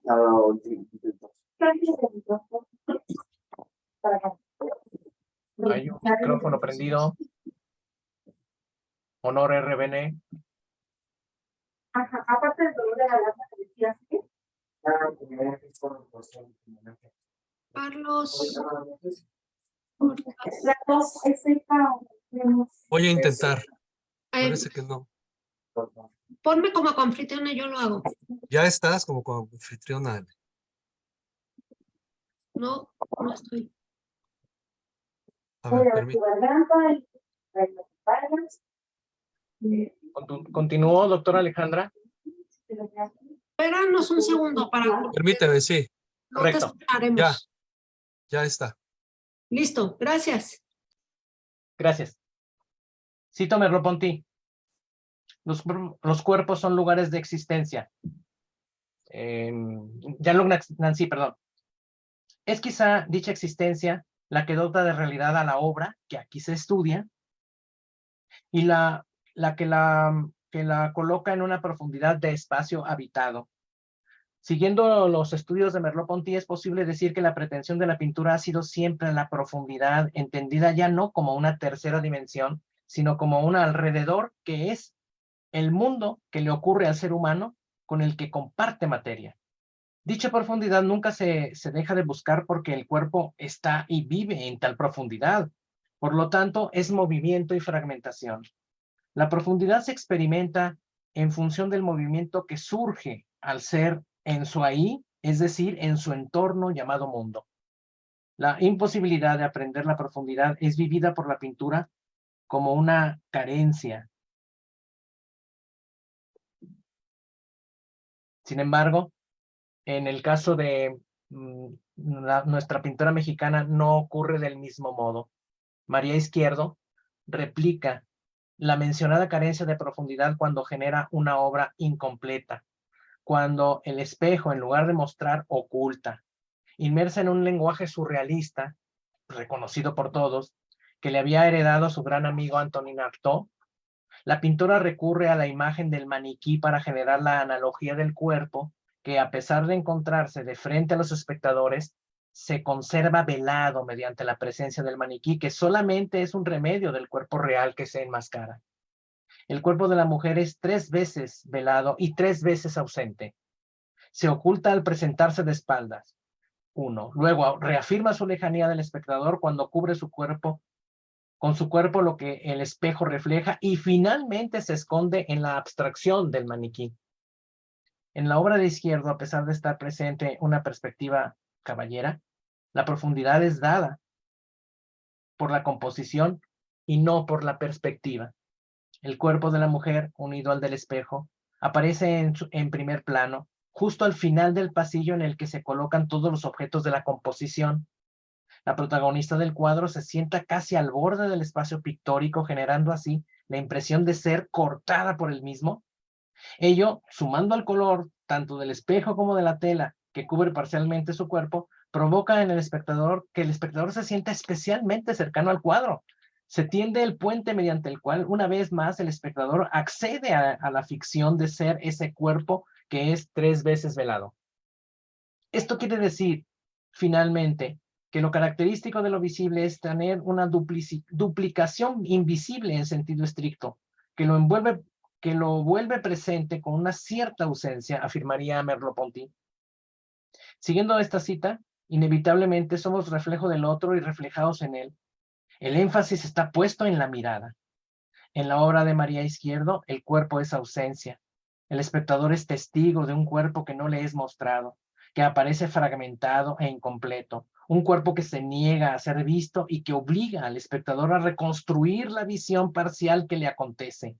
La mujer ante el espejo oculta 3 veces su mirada, entre el espejo sin reflejo la espada descubierta como carente de rostro y el maniquí que desde su tradición surrealista mutila la cabeza dejando un cuerpo ciego. La autora logra regalar a quienes se detienen frente a su gauche al instante. Un momento que solo es posible desde la apropiación del cuerpo y que desde dicha apropiación de lo corpóreo como espacio da a la pintora las herramientas para replicar la sensación de profundidad que evita que se tenga la visión total de lo observado.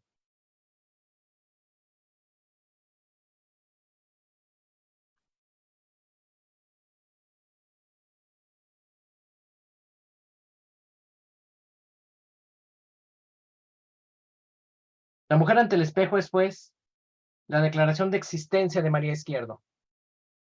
La manifestación de ser de una persona que lejos de ser leída como perteneciente a la segunda generación de muralistas, se coloca en el borde de los disidentes del muralismo. Grupo de autores que crean desde la diversidad y cuyas piezas son el testimonio de ser un cuerpo. La mujer ante el espejo, la obra que nos convoca, es la ruptura de los canales unívocos de comunicación con la obra de arte. Es, de hecho, la muerte de la obra de arte. Es el instante, lo ausente y la posibilidad de toda otra semántica. Muchísimas gracias.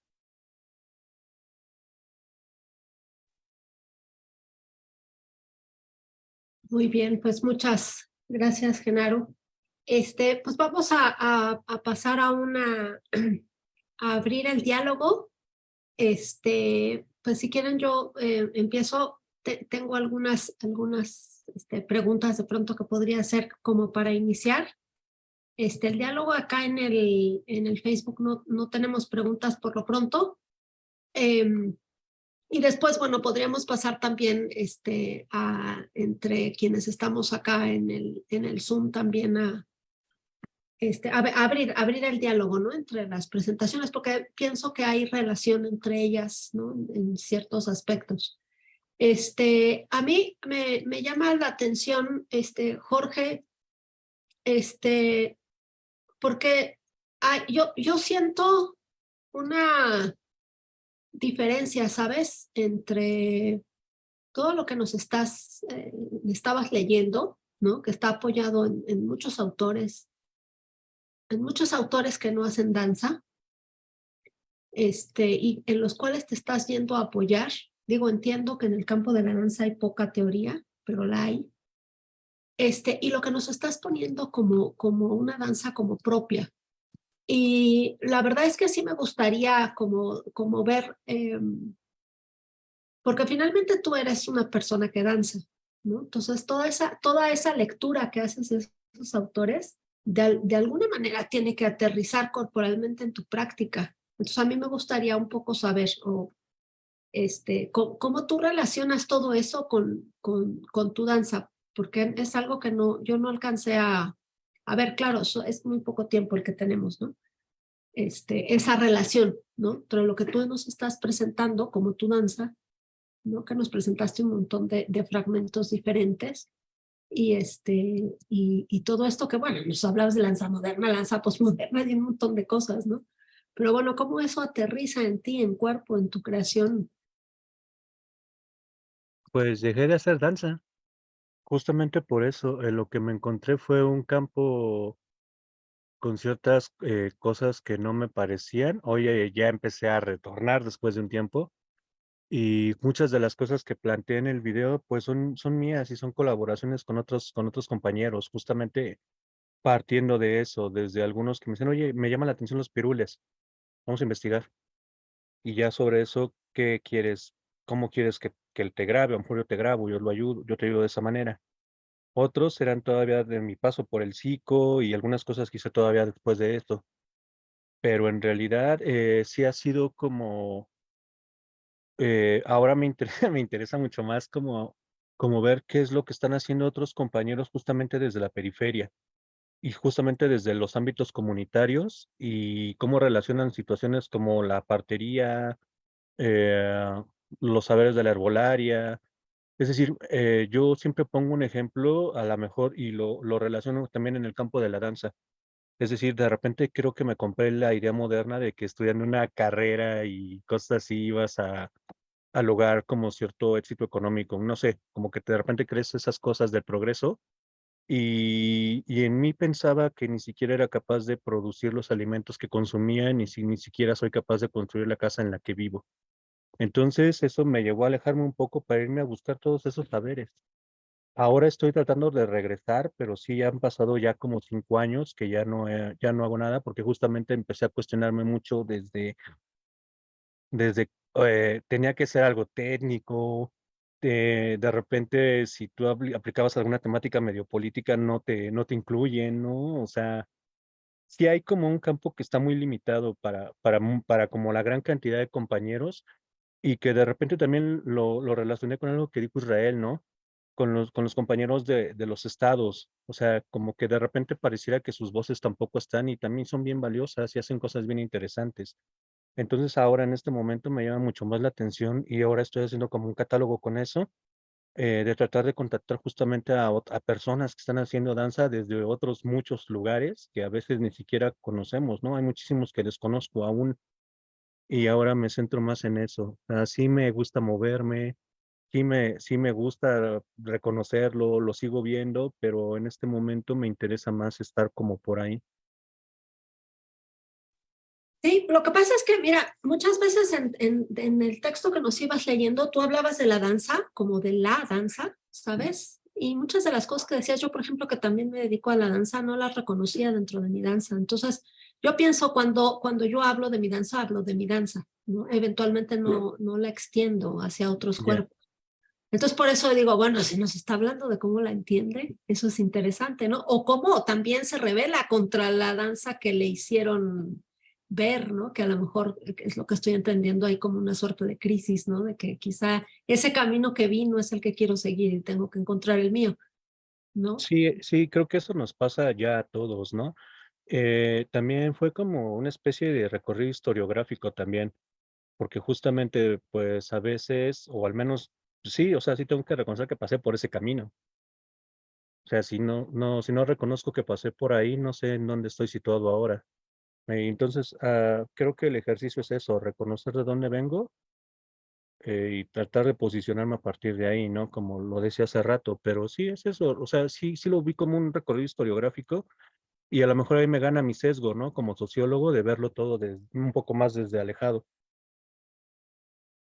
Sí, sí, puede ser que ahí está presente otra manera de hablar, ¿no? Que es distinta. Y bueno, en esa cuestión, ese tema de la centralidad y las periferias es algo que Israel y yo hemos hablado en más de una ocasión, ¿no? Porque, digo, yo, por ejemplo, que soy de la Ciudad de México, pero he vivido muchos más años de mi vida fuera de la Ciudad de México, este, y a veces da la impresión que en realidad quienes están encerrados son los de la Ciudad de México, a pesar de ser una metrópolis, ¿no? Porque entre las personas que nos dedicamos a la danza que vivimos fuera de la ciudad, hay mucho más contacto entre nosotras que con quienes viven en la ciudad. Es una cosa, un fenómeno muy extraño, que yo pienso que habría que despensar, ¿no? Y encontrar otras maneras de encontrarnos. Y bueno, para ahí vamos a pasar con Israel, ya que nos montamos en esto. Eso lo vas a tener que volver a leer, pero en 40 minutos para que lo acabe de entender bien. Pero, este, sí, tiene mucha complejidad Israel, lo que nos estás diciendo. Hay muchas más cosas de las que se pueden entender en esta breve lectura. Pero una de las cosas que me llama la atención es cuando se habla de mi danza, de mi lenguaje, se habla de mi cuerpo, sí, claro, pero no solo del tuyo, ¿no? Porque tu lenguaje sí es tuyo, pero también es de muchas otras personas, ¿no? Y a mí que me ha tocado mirarte bailar por muchas décadas, pues reconozco, ¿no? ¿De dónde viene? Ah, mira, aquí, mira allá.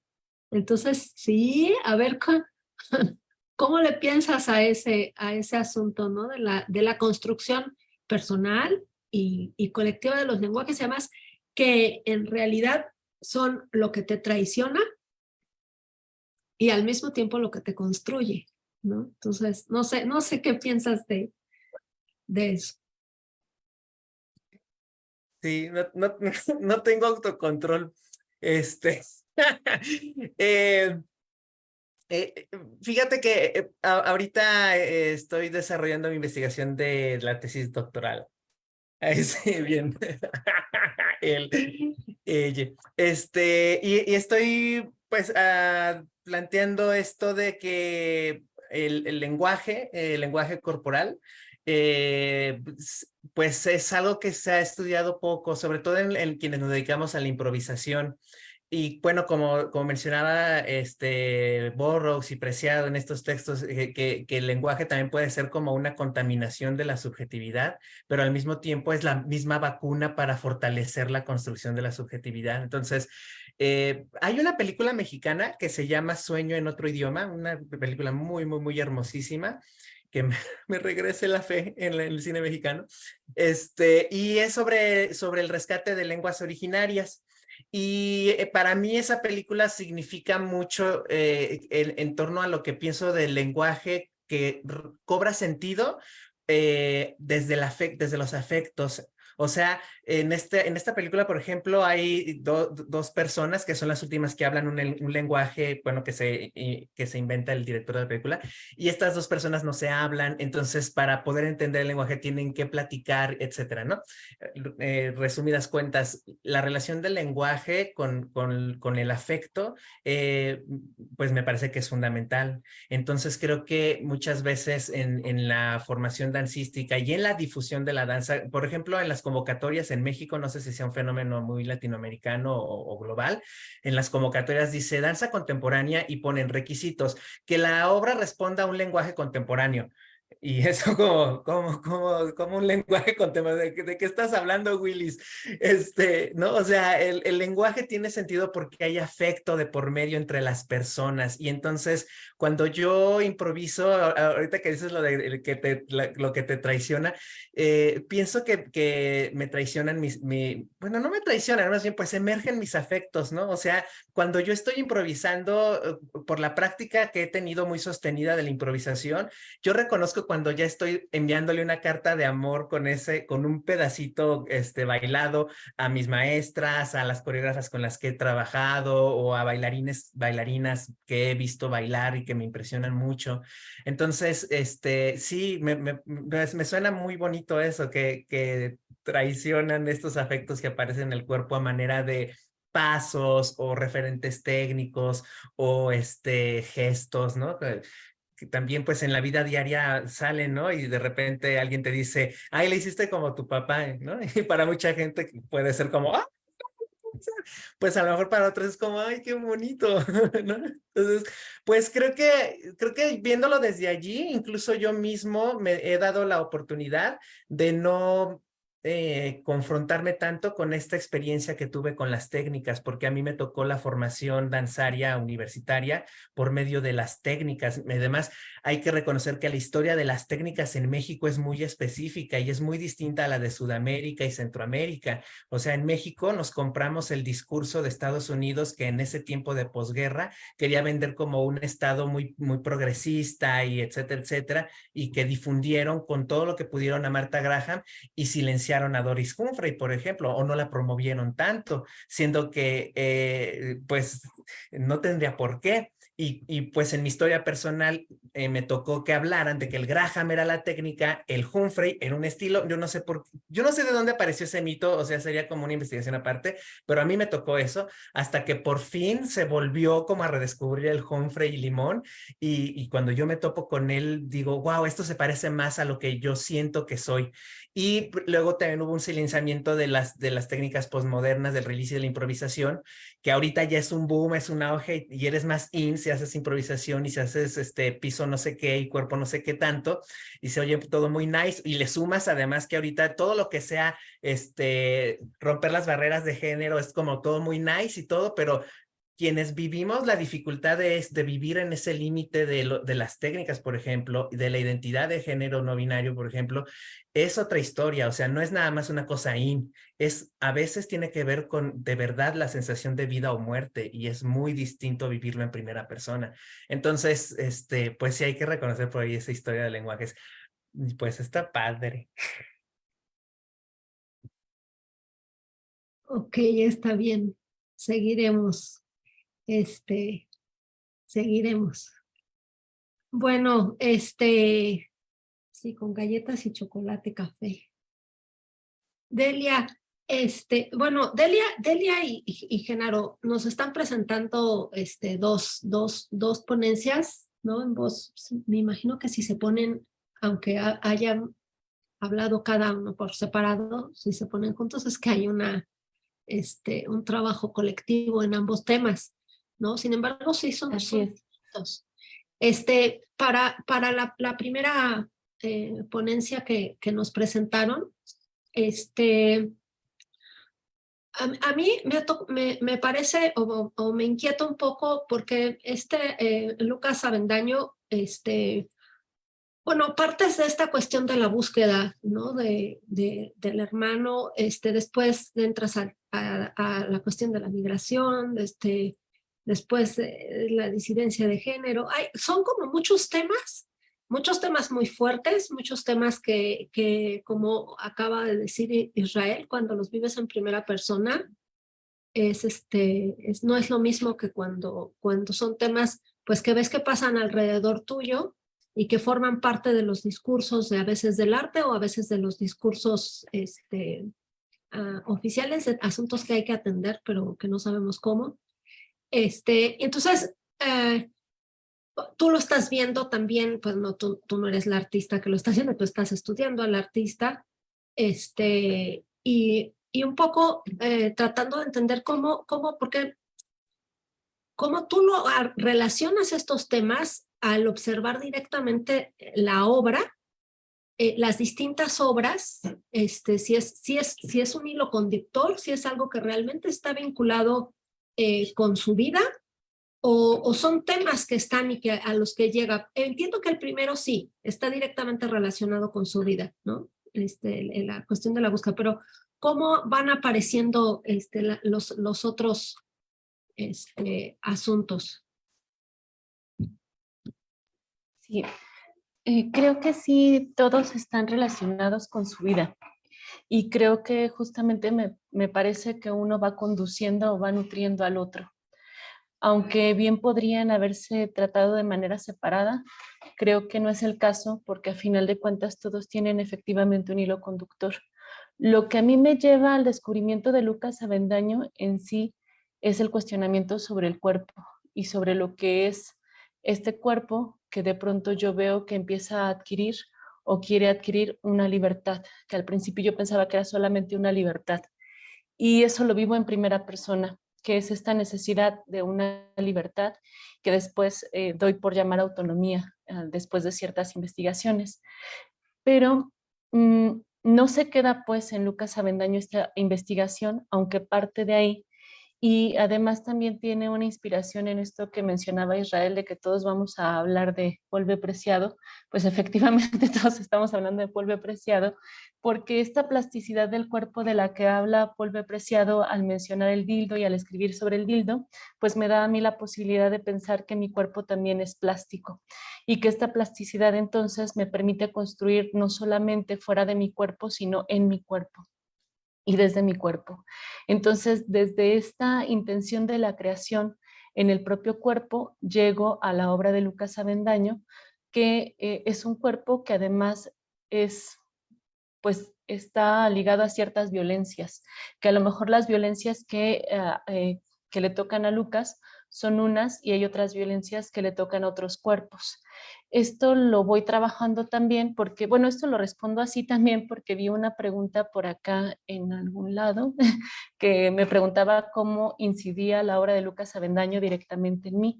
Y bueno, esto tiene que ver con mi entorno social. En mi entorno social hay mucha diversidad en cuanto a orientación de género y eso me lleva también a esos cuestionamientos, a notar cómo efectivamente son temas que tienen que ver con la vida y la muerte, son temas que tienen que ver con ausencias, que son ausencias no solamente de desaparecidos, sino que tienen que ver con la violencia directa sobre esos cuerpos, ¿no?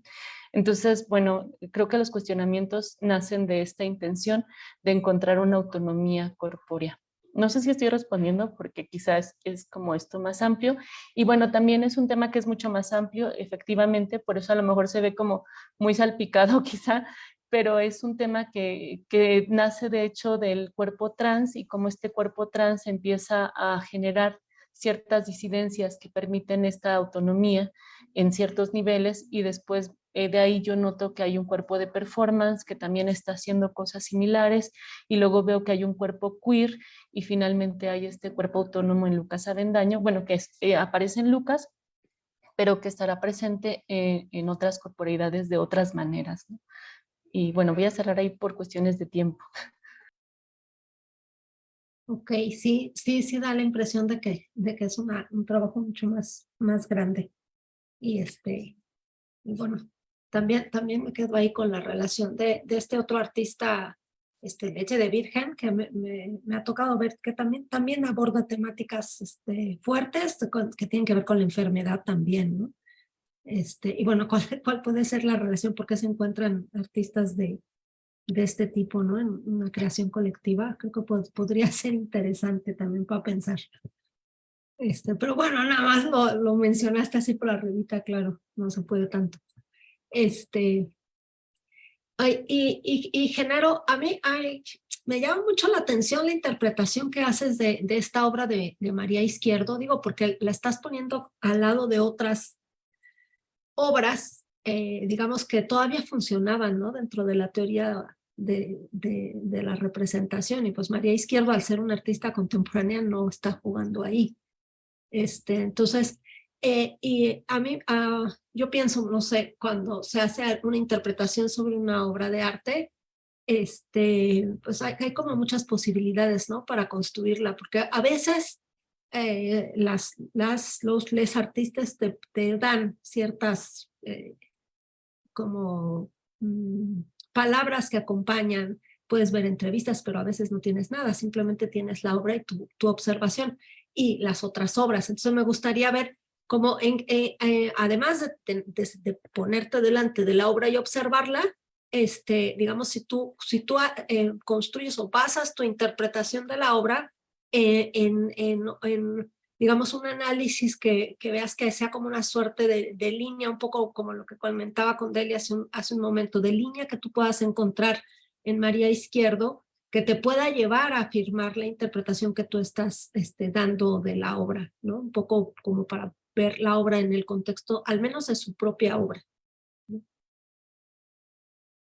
Sí, muchas gracias. Bueno, quiero felicitar a mis compañeros, a Jorge. Nos pediste que cerráramos los ojos, pero no nos diste autorización de abrirlos otra vez. Faltó ese pedazo, amigo. Bueno, ahí en lo que me estás comentando, doctora Alejandra, yo creo que toda experiencia del arte es una oportunidad que abre pues, infinidad de posibilidades. Yo me encuentro como destinado a estar en el escritorio. Yo no practico nada, no tengo ningún talento artístico. Soy un profesor de filosofía que me he dedicado a investigar los asuntos que tienen que ver con el arte y la sensibilidad. Por eso ahorita estoy más extasiado y no sé qué te voy a responder, pero voy a hacer un ensayo respecto a la oportunidad. Un filósofo ya muy famoso, ya casi cartucho quemado, que es Lyotard, nos enseña en una obra que se llama Discurso Figura que en las artes se puede dar toda suerte de intercambio entre los valores que se ponen en juego sin alterar el mensaje. Eso quiere decir que cuando nosotros hablamos no podemos intercambiar el sujeto por el predicado porque empezaríamos a decir tonterías, o sea, absurdos y no nos entendemos. En el arte hay la posibilidad de hacer un intercambio porque no es un juego lógico y no se pretende en absoluto consumar un tipo de verdad a partir de principios y fundamentos, ¿no? Así lo decimos en filosofía. Y por eso, bueno, sobre todo en esto que presentaba Isra, se veía claramente es la tesis de Lyotard, que yo estoy seguro que si hubiera resurrección, resucitó para ver esta presentación, porque se da el perfecto intercambio. Cuando vemos aquí, el intercambio sería, en el caso de las obras que vienen en este análisis, es el de la aparición y la desaparición. En el rango lógico del mundo cotidiano, lo que no está, pues no lo vemos y no lo consideramos más que como ausente. En la obra es un elemento positivo lo ausente. ¿Por qué? Porque significa una negación que nos conduce precisamente a una imagen, a una experiencia del todo positiva.